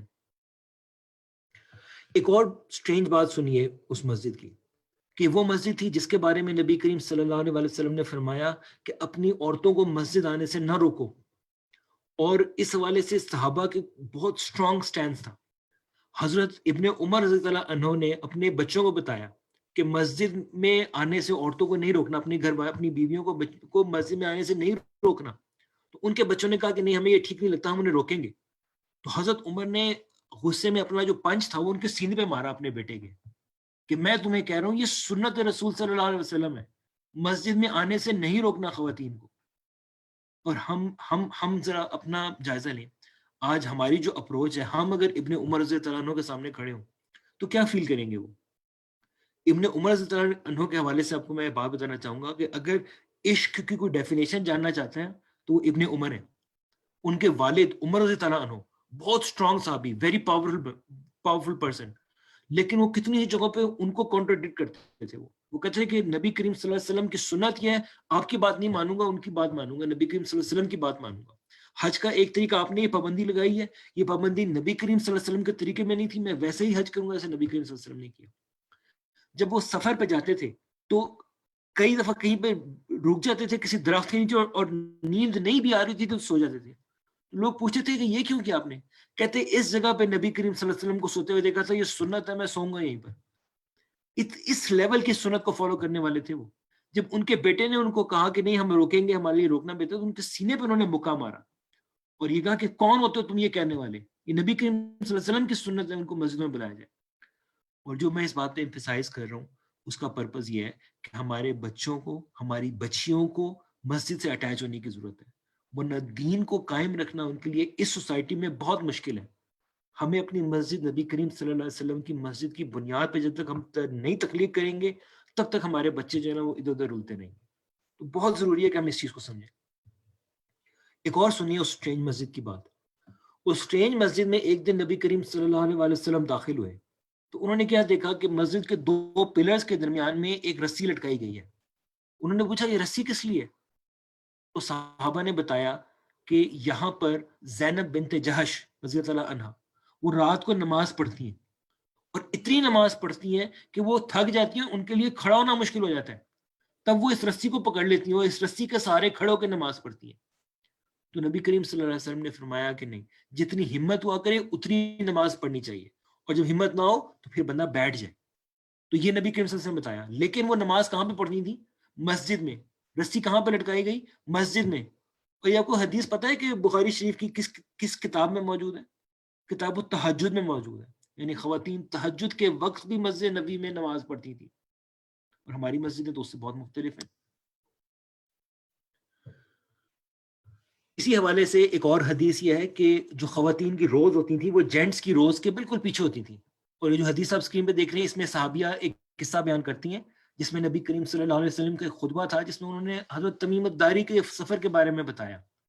اور اس حوالے سے وہ کہتی ہیں کہ ہم مسجد پہنچی اور میں خواتین کی سب سے اگلی صف میں تھی, اور یہ جو ہماری صف تھی یہ جینٹس کی صف کے پیچھے تھی, جینٹس کی آخری صف کے پیچھے تھی. تو یہ سسٹم تھا. ہم یہ کہہ سکتے ہیں کہ آج کل کے ماحول کے حوالے سے حضرت عائشہ رضی اللہ عنہا کا ایک فتویٰ تھا کہ اگر آج کے دور میں ہوتا تو نبی کریم صلی اللہ علیہ وسلم شاید مسجد میں جانا خواتین کا منع کر دیتے.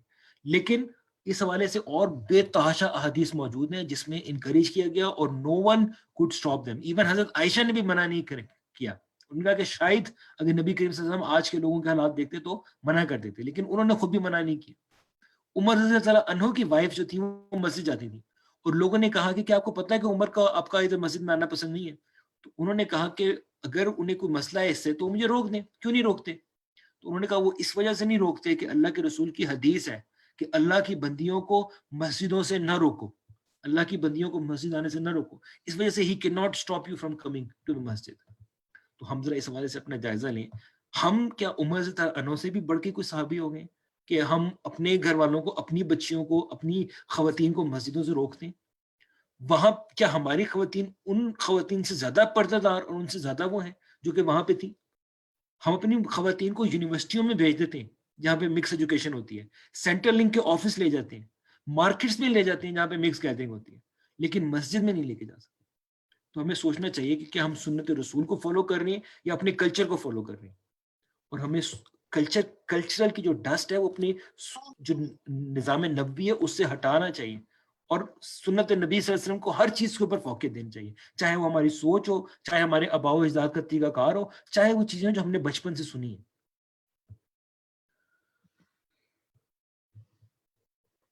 اس مسجد کی ایک اور خاص بات یہ تھی کہ ایون کہ ایک شخص نے وہاں پہ آ کے اس مسجد کے اندر یورینیٹ کر دیا, ایون کہ اس شخص کو بھی اس مسجد میں کچھ نہیں کہا گیا. جب صحابہ کرام دوڑے کہ ہم اس کو مارتے ہیں تو نبی کریم صلی اللہ علیہ وسلم نے روک دیا کہ اس مسجد میں اس کام کی بھی ٹالرنس ہے, اور کہا کہ لیٹ ہم فنش. جب وہ فنش ہو تو پھر نبی کریم صلی اللہ علیہ وسلم نے بتایا مسجد میں مسجد کا پرپس, اور پھر وہاں پہ اس کی جو صفائی ستھرائی کا انتظام کیا گیا. لیکن اس کو مارا نہیں گیا, پیٹا نہیں گیا. مسجد کے اندر ایکسیپٹنس تھی. اگر ہم اپنی مسجدوں کا جائزہ لیں تو ہم چھوٹی چھوٹی بات پہ نکتہ چینی کرتے ہیں. کسی نے کوئی چھوٹی سی غلطی کر دی, اس پہ وہاں پہ جو ہے نا فوری طور پہ پکڑ لیا. کسی بچے نے ٹوپی نہیں پہنی تو اس کو پکڑ لیا, یا چھوٹی چھوٹی باتوں پہ ہم لوگوں کو پکڑ لیتے ہیں. لیکن وہاں پہ مسجد میں, آج آپ اپنی مسجد میں سوچیں کہ کوئی مسجد میں آئے اور وہاں پہ یہ کام کرے تو ہمارا کیا حال ہوگا. تو اس حوالے سے ہمیں مسجد نبوی کے ماڈل کو فالو کرنے کی ضرورت ہے, اور اپنی کلچرل پریکٹس کو ایک سائڈ پر رکھ کے سنت کو پہلی پریفرنس دینے کی ضرورت ہے.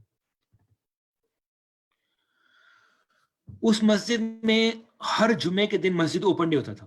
ہر جمعے کے دن وہاں پہ ڈیلیگیٹس آتے تھے جو کہ نبی کریم صلی اللہ علیہ وسلم سے ملتے تھے, اور اس حوالے سے بہت ساری احادیث موجود ہیں.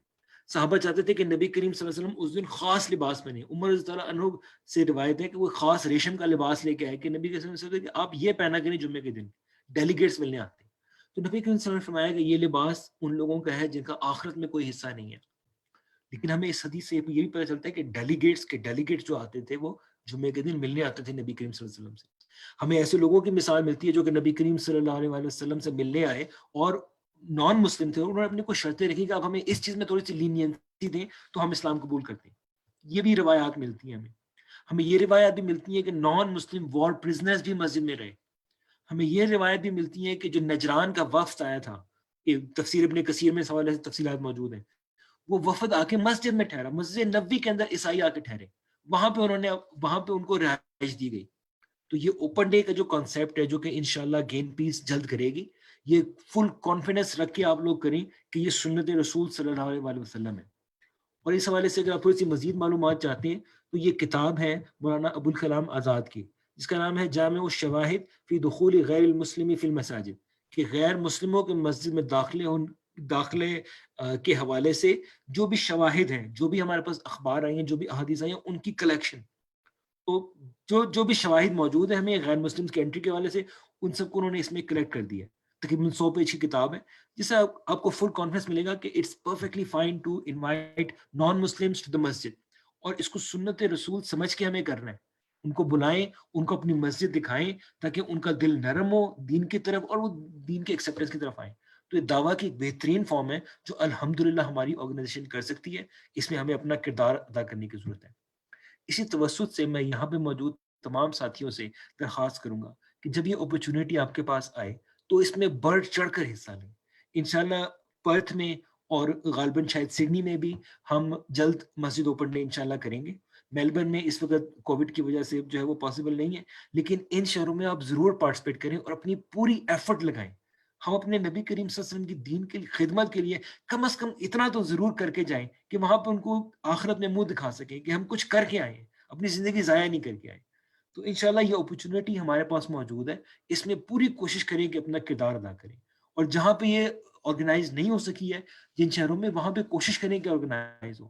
انشاءاللہ والنٹیئرز مل جائیں گے. آپ ایک انیشیٹو لیں, اپنی کمیونٹی سے آپ کو والنٹیئرز مل جائیں گے انشاءاللہ. ضروری نہیں ہے کہ وہ ہمارے ممبرز ہی ہوں یا ہمارے ٹیم ممبرز ہوں, آپ کو کمیونٹی سے بھی لوگ مل جائیں گے سپورٹ کرنے کے لیے. کچھ لوگوں سے بات کریں, کسی مسجد سے بات کریں اور انشاءاللہ آرگنائز کریں. اس حوالے سے ایک ٹریننگ بھی انشاءاللہ ہم جلد کریں گے. پرتھ کے ساتھیوں کے لیے ہم نے ایک ٹریننگ پلان کیا جو انشاءاللہ آن لائن بھی ہوگی, باقی ساتھی بھی اس کو اٹینڈ کر سکتے ہیں. اور انشاءاللہ وی ہوپ کہ وہ ایک فل فٹ پرنٹ فراہم کر دے گی کہ مسجد اوپن ڈے کس طرح کیا جائے انشاءاللہ. اب ہم کچھ باتیں کوئکلی رکھتے ہیں کہ اس حوالے سے ہمارا ایکشن پلان کیا ہو, ہمیں کیا کرنا چاہیے. اس حوالے سے کچھ گزارشات جو ہے میں آپ کے سامنے پیش کروں گا. پہلی چیز تو یہ کہ ہمارا دل جو ہے وہ مسجد کے اندر اٹکا ہوا ہو. اور اس حوالے سے یہ بات ذہن میں رکھنی ہے, کئی دفعہ ہم بڑے پروجیکٹس میں یا اس طرح کی چیزوں میں اتنے انگیج ہو جاتے ہیں کہ ہمیں اپنی تربیت, اپنی ذاتی عبادات جو ہے وہ ہماری جو ہے وہ سیکریفائس ہو رہی ہوتی ہیں. تو اس حوالے سے یہ ایک حدیث ہے جس کو ہمیں اپنے دل میں بٹھانا چاہیے. اس میں فرمایا نبی کریم صلی اللہ علیہ وسلم نے, سبعۃ ظلھم اللہ فی ظلہ لا ظل الا ظلہ. اس دن اللہ تعالیٰ ان لوگوں کو اپنے سائے میں جگہ دیں گے جس دن اور کوئی سایہ نہیں ہوگا. لا ظل الا ظلہ, اس دن اس کے سائے کے علاوہ کوئی سایہ نہیں ہوگا. پہلا کون ہے؟ امام عادل. پہلا وہ امام, پہلا وہ لیڈر ہے جو عدل کرنے والا ہو. ایز اے لیڈر اور جو ہمارے ساتھی آفس بیررز موجود ہیں اس میں, تو آپ کے لیے یہ جنت کمانے کی ایک اپرچونٹی ہے. آپ کو جو رسپانسبلٹی دی گئی ہے اگر آپ اس کو اچھے طریقے سے ادا کریں گے تو آپ اس امام عادل کی کیٹیگری میں آ جائیں گے. اسکالرز ایکسپلین کرتے ہیں کہ اس سے مراد صرف رولرز نہیں ہے, اس سے مراد ہر وہ شخص ہے جس کو کسی بھی چیز کا امام بنایا گیا، کسی بھی چیز کا لیڈر بنایا گیا. اگر آپ اپنے حلقے میں لیڈر ہیں، اگر آپ اپنے ڈپارٹمنٹ کے لیڈر ہیں، اگر آپ کو کوئی اور رسپانسبلٹی دی گئی ہے، آپ اگر اس کو بہترین طریقے سے ادا کرنے کی کوشش کریں گے، اپنی اس جاب کے ساتھ عدل کریں گے، تو اللہ تعالیٰ آپ کو اپنے سائے میں جگہ دے گا جس دن اور کوئی سایہ نہیں ہوگا. دوسرا کون ہے؟ وَشَابٌ نَشَأَ بِعِبَادَةِ اللَّهِ، اور وہ جو نوجوان نشأ، جو جس نے پرورش پائی ہوگی بعبادت اللہ، اللہ کی عبادت میں، جو اللہ کی عبادت میں پل کے جوان ہوا ہوگا. تو کیا آپ چاہیں گے کہ آپ کے بچے اللہ تعالیٰ کے سائے سے اس دن جو ہے وہ سائے میں جگہ پا سکیں؟ کیا ہم چاہتے ہیں کہ وہ اللہ کی عبادت میں پل کے بڑے ہوں؟ تو اس کے لیے ہمیں اپنا کردار ادا کرنے کی ضرورت ہے.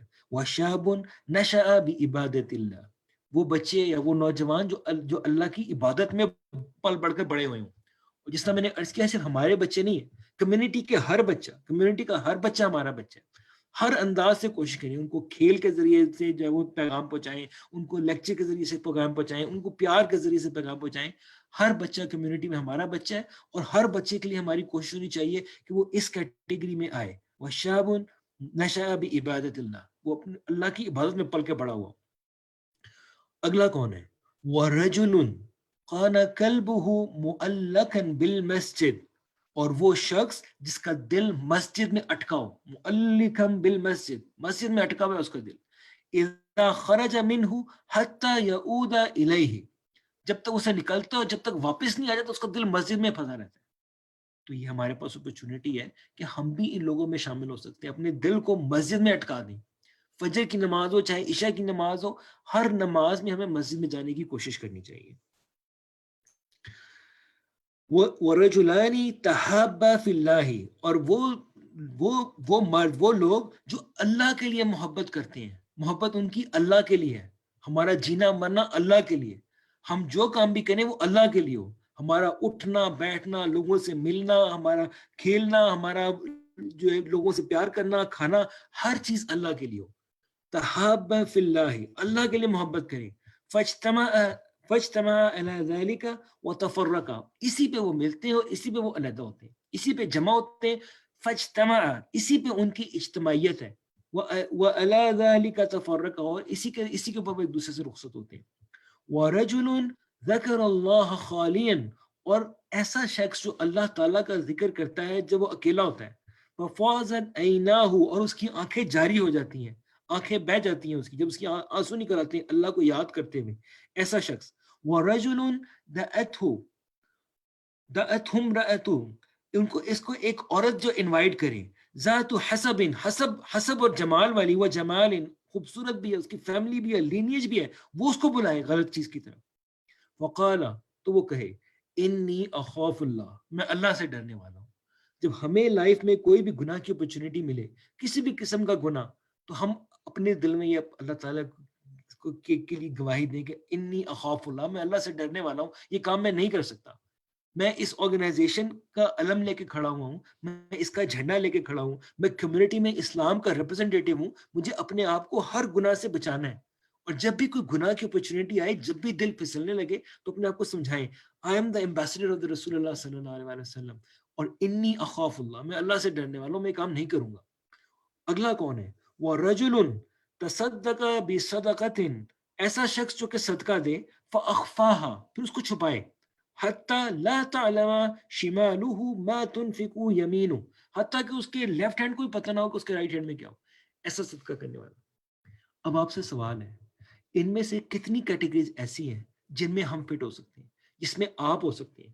کیا آپ ایک امام عادل ہو سکتے ہیں؟ آپ کو جو رسپانسبلٹی دی گئی ہے، اگر آپ کو حلقے میں گین پیس کی ذمہ داری دی گئی ہے، یمنا کی ذمہ داری دی گئی ہے، میڈیا کی ذمہ داری دی گئی ہے، فائنانس کی دی گئی ہے، یا آپ کو پورے حلقے کی ذمہ داری دی گئی ہے، یا آپ کو اسٹیٹ کی ذمہ داری دی گئی ہے، یا آپ کو سی سی میں شامل کیا گیا ہے، یا آپ کو ایک ڈپارٹمنٹ رسپانسبل بنایا گیا ہے، یا آپ کو آپ کے کندھوں پہ آرگنائزیشن کی ذمہ داری ڈالی گئی ہے، تو اس میں ہمیں اپنی پوری کوشش کرنی چاہیے کہ ہم امام عادل بن سکیں، اس رول کے ساتھ انصاف کر سکیں. تو یہ اپرچونٹی آپ پاس اویلیبل ہے. وَشَابٌ نَشَأَ بِعِبَادِهِ، ہم میں سے اکثر لوگ ابھی بڑھاپے میں داخل نہیں ہوئے، اپنی جوانی میں یا جوانی کے اختتام کی طرف آ رہے ہیں، لیکن ابھی اس سے نکلے نہیں ہیں بہت سارے لوگ ہم میں سے. تو ہمارے پاس یہ اپرچونٹی بھی موجود ہے، اور ہم وَرَجُلٌ كَانَ قَلْبُهُ مُعَلَّقًا بِالْمَسْجِدِ، اپنے دلوں میں کو مسجد میں اٹکانے والی یہ اپرچونٹی بھی موجود ہے ہمارے پاس. اور یہ آپ انالائز کریں گے، یہ تمام چیزیں ایسی ہیں جو ہم اچیو کر سکتے ہیں. ملٹیپل اپرچونٹیز ہیں ہمارے پاس اللہ تعالیٰ کا سایہ حاصل کرنے کی. اس کے لیے اپنی پوری کوشش کیجیے، پوری ایفرٹ لگائیے کہ اللہ تعالیٰ ہمیں ان لوگوں میں شامل کر دے اور اپنے دلوں کو مسجد میں اٹھا کے رکھے. اخوت کے نظام کے حوالے سے کچھ بات ہم نے کر لی. اسوا سسٹم جو ہے وہ ہمیں آئیکن کے انڈر بھی کام کرنا چاہیے. ہم میں سے ہر ساتھی کو پتا ہو کہ ہماری مسجد میں جو ساتھی آ رہے ہیں ان سے ہمارا تعلق ہو، صرف نماز پڑھ کے ہم بھاگنے والے نہ ہوں. اور سب سے پہلے میں اپنے آپ کو بتا رہا ہوں، اس میں خود مجھے بہت زیادہ امپروومنٹ کی ضرورت ہے. ہمارا ایک دوسرے سے تعلق بنے، ہمیں پتا ہو کہ کیا ہو رہا ہے، ہمارے ساتھیوں کی زندگیوں میں کیا ہو رہا ہے، ان کے حالات کیا، انہیں کہاں پہ ہیلپ کی ضرورت ہے، ہمیں اس حوالے سے مکمل معلومات ہو. اور تمام ساتھیوں کو ہم اپنی فیملی سمجھیں. تو اسرا سسٹم جو ہے ہمیں اپنی زندگی میں امپلیمنٹ کرنے کی ضرورت ہے. اس حوالے سے انشاءاللہ جیسا میں نے عرض کیا تھا کہ عبدالغفار عزیز صاحب کا ایک بہت خوبصورت لیکچر میری نظر سے گزرا، تو انشاءاللہ اس لیکچر کے مختلف اسمال پارٹس کر کے انشاءاللہ ایک چھوٹا سا واٹس ایپ کورس ہم شروع کریں گے انشاءاللہ. تو تمام ساتھیوں سے درخواست ہے کہ اس کو ضرور جوائن کریں. اینڈ آئی ایم ہوپ فل کہ اگر ہم وہ سسٹم اپنی آرگنائزیشن میں امپلیمنٹ کر لیں گے تو ہماری آرگنائزیشن انشاءاللہ بہت آگے جائے گی. تو یہ لیکچر انشاءاللہ ایک واٹس ایپ کورس کی شکل میں جو ہے وہ انشاءاللہ شروع کیا جائے گا جلد. تمام ساتھیوں سے درخواست ہے کہ اس کو ضرور جوائن کریں انشاءاللہ. اس کے علاوہ مسجد میں ہمیں درس قرآن آرگنائز کرنے چاہیے، بجائے گھروں کے ہمیں مسجدوں میں درس قرآن کرنے چاہیے. اور اس حوالے سے خرم مراد صاحب کا جو ہے اوپینین وہ بھی یہی تھا کہ ہمیں چاہیے یہ کہ اپنے درس قرآن کو ہم مسجدوں میں لے جائیں. یہ ان کی خواہش بھی تھی، ان کا اوپینین بھی تھا. بجائے گھروں کے، بجائے اور جگہوں کے، ہمیں ان کو مسجدوں میں لے کے جانا چاہیے. اور اس حوالے سے ایک حدیث جو ہے وہ آپ کی خدمت میں پیش کرنا چاہوں گا. من سلک طریقا یلتمسہ فیہ علما، جو کسی راستے پہ چلتا ہے، کسی راستے کا سلوک اختیار کرتا ہے، کسی راستے پہ چلتا ہے اور اس کی التماس یہ ہوتی ہے یلتمس فیہ علما، کہ اس پہ وہ علم حاصل کرنا چاہتا ہے، سہل اللہ لہ بہ طریقا الی الجنہ، تو اللہ اس کام میں اس کے لیے جنت کا راستہ آسان کر دیتا ہے. تو علم کی کھوج میں لگ جائے. ومجتمع، اور جو جمع ہوتے ہیں، قوم فی بیت من بیوت اللہ، اور جو قوم جمع ہوتی ہے اللہ کے گھروں میں سے کسی گھر میں. کہاں پہ وہ جمع ہو رہے ہیں؟ اللہ کے گھروں میں سے کسی گھر میں. یتلون کتاب اللہ، اور اللہ کی کتاب کی تلاوت کرتے ہیں. وَيَتَدَارَسُونَهُ، اور کیا کرتے ہیں؟ اس کا درس دیتے ہیں. وَيَتَدَارَسُونَهُ، اور اس کا درس دیتے ہیں. بینہم، ایک دوسرے کو. إِلَّا نَزَلَتْ عَلَيْهِمُ السَّكِينَةُ، تو ان پہ اللہ تعالیٰ کا سکون، اللہ تعالیٰ کی سکینت نازل ہوتی ہے. وَغَشِيَتْهُمُ الرَّحْمَةُ، اور رحمت ان کو ڈھانپ لیتی ہے.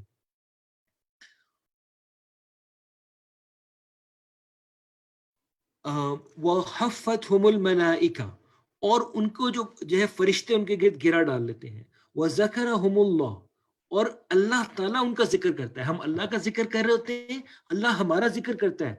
فِي مَنْ عِنْدَهُ، ان میں جو کہ اس کے پاس ہیں، یعنی کہ فرشتے. اور آخری سینٹینس جو ہے وہ بہت ہلانے والا ہے. وَمَنْ بَطَّأَ بِهِ عَمَلُهُ، اور جس کا عمل اس کو کر دے، جو اپنے ایکشن میں سلو ہو جائے، جو دین کے کام میں سلو ہو جائے، جو دین کے کام کے لیے جو رفتار، جو چیز چاہیے وہ نہیں کر رہا، جو اس میں سلو ہو گیا، جو اپنے دین کے کام میں ماند پڑ گیا. لم یسرع به نسبه، تو اس کی لینیج اس کو کوئی آگے نہیں لے کے جائے گی کہ میری یہ لینیج ہے یا میں اس جماعت کا تعلق رکھتا ہوں. جو دین کے کام میں سلو ہو گیا تو کوئی چیز اس کو اور آگے لے جانے والی نہیں ہے. تو ہمیں اپنے دین کے کام میں اپنی جان کو کھپا دینا چاہیے، اپنی ہر ممکنہ کوشش کرنی چاہیے. اسی طرح سے مسجد میں ہمیں ایجوکیشنل ایکٹیویٹیز کرنی چاہیے اپنے کڈس کے لیے، اپنے بچوں کے لیے. اور اس حوالے سے ہماری اکثر مساجد میں جو پڑھایا جاتا ہے صرف ناظرہ پڑھایا جاتا ہے، صرف قرآن پڑھنے کا طریقہ سکھایا جاتا ہے. اور جو ان سے آگے بڑھتے ہیں وہ بیسک فقہ پڑھاتے ہیں کہ جی وضو ایسے کرو اور نماز ایسے پڑھو، اور یہیں پہ دین کی ڈیفینیشن ختم ہو جاتی ہے. تو ہم جس دین کے کانسیپٹ پہ بلیو کرتے ہیں وہ ایک مکمل کوڈ آف لائف ہے. بچوں کی اخلاقیات، بچوں کو معاشی نظریات، یہ تمام چیزیں بچوں کو پڑھانے کی ضرورت ہے. دین کو ایز اے ضابطۂ حیات پڑھانے کی ضرورت ہے. تو اس حوالے سے ہمیں اپنی ایکٹیویٹیز کرنی چاہیے تاکہ جب بچے بڑے ہوں تو دین سے انٹلیکچولی اٹیچڈ ہوں، ان کے ذہن سوالات سے بھرپور نہ ہو کہ ہم نماز کیوں پڑھتے ہیں چونکہ ابا جی نے کہا، اور جب کالج میں یونیورسٹی میں آ گئے تو چھوڑ دیں گے کہ کیوں پڑھیں. جب تک ان کو انٹلیکچولی اٹیچ نہیں کریں گے तब तक उनको ये बात समझ में नहीं आएगी. इसके लिए उनको कुरान सर्कल्स में लाएं, इसके लिए एजुकेशनल एक्टिविटीज ऑर्गेनाइज करें. साथियों से दरखास्त है कि टाइम जो चूंकि खत्म हो गया, लेकिन मैं चंद मिनट से फॉलो लूंगा, चंद मिनट में इंशाल्लाह हम इसको फिनिश कर रहे हैं.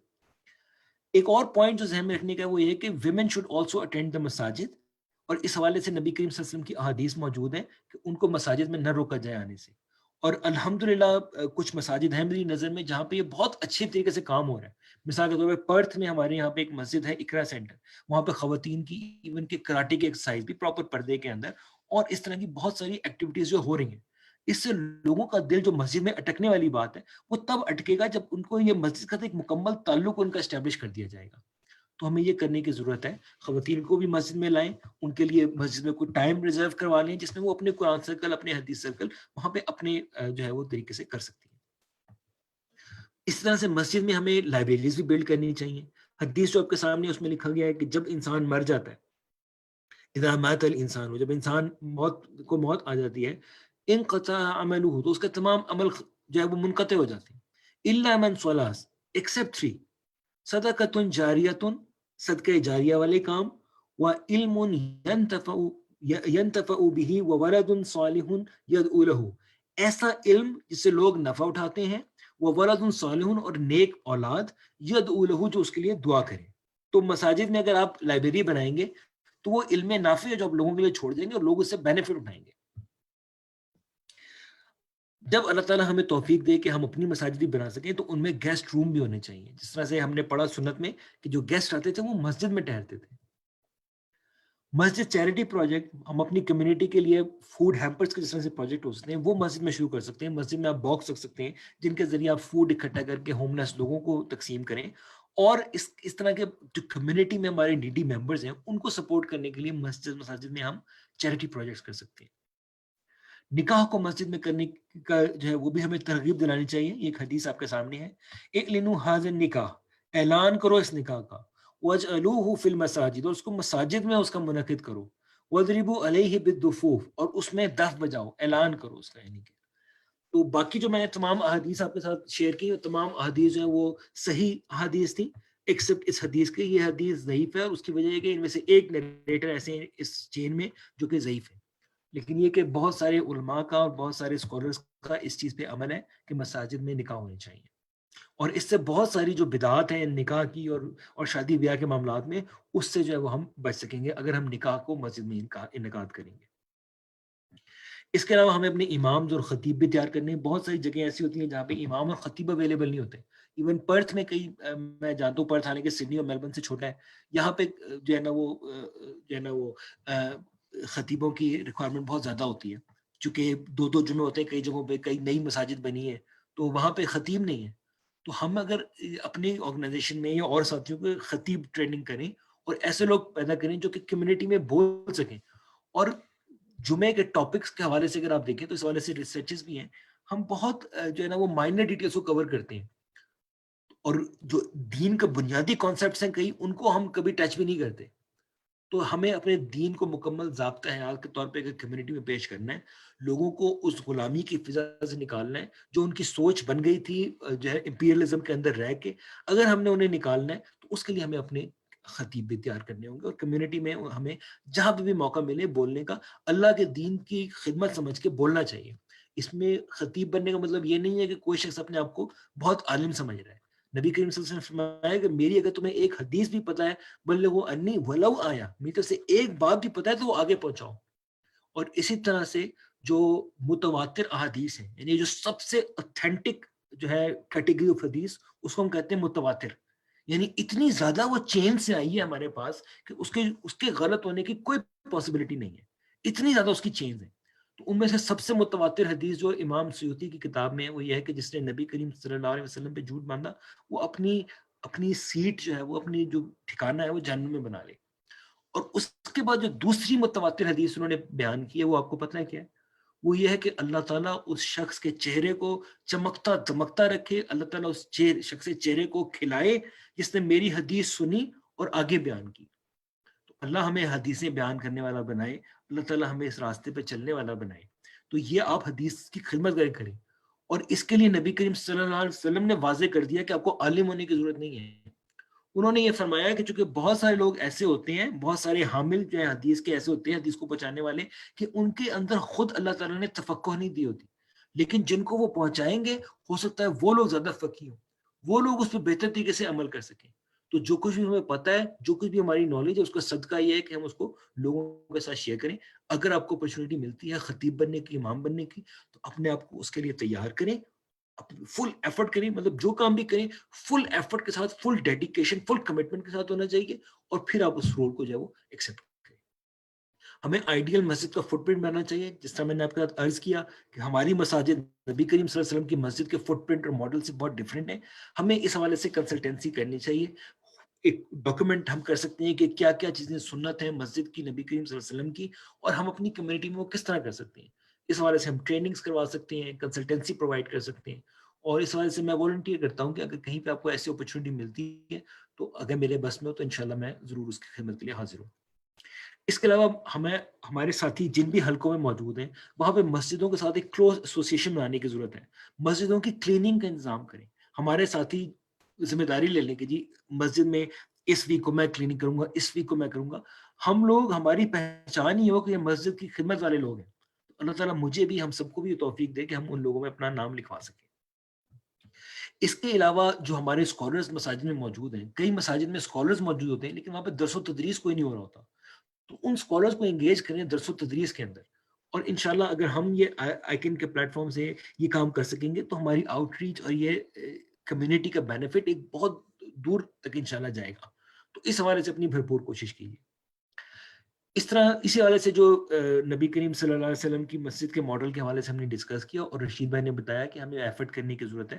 ہو سکتا ہے اللہ تعالیٰ نے آپ کے ہاتھ پہ لکھا ہو کہ آسٹریلیا میں ایک مسجد بنے گی یا کئی مسجدیں بنیں گی. اس کے لیے آپ اپنے آپ کو تیار کریں کہ آپ نے اس مسجد کے بنانے میں اپنا کردار ادا کرنا ہے، اور وہ مسجدیں وہ ہوں جو نبی کریم صلی اللہ علیہ وسلم کی مسجد کے ماڈل پہ بنے. تو اللہ تعالیٰ کے ہزار لاکھوں کروڑوں درود و سلام میرے پیارے نبی کریم صلی اللہ علیہ وسلم کے اوپر. اللہ تعالیٰ ان کی سنت کو ہمیں اپنی زندگی میں امپلیمنٹ کرنے کی توفیق عطا فرمائے. قولوا قولی ھذا استغفر اللہ لی ولکم ولسائر المسلمین. سبحانک اللہم وبحمدک نشہد ان لا الہ الا انت نستغفرک ونتوب الیک. جزاک اللہ بھائیو. اوور ٹو ضیاء بھائی.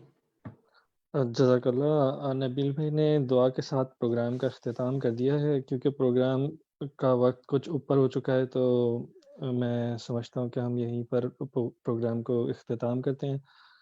آج حاضری کے حوالے سے ایک تھوڑی سی بات یہ رکھنی تھی کہ حاضری کچھ کم نظر آئی، تو اس کے حوالے سے جتنے بھی ذمہ داران ہیں وہ ذرا جائزہ لے لیں اپنے یونٹس میں، اور اگر کسی ممبر نے مس کی ہے تو انشاءاللہ ان سے بھی رابطہ کیا جائے گا کہ وائی منتھلی یہ ہماری نشست ہوتی ہے اور یہ طے شدہ ہے اور مینڈیٹری ہے ہر ایک کے لیے، تو ہم کو چاہیے کہ انشاءاللہ اس کے اوپر توجہ رکھیں. جزاک اللہ. السلام علیکم ورحمۃ اللہ وبرکاتہ. وعلیکم السلام.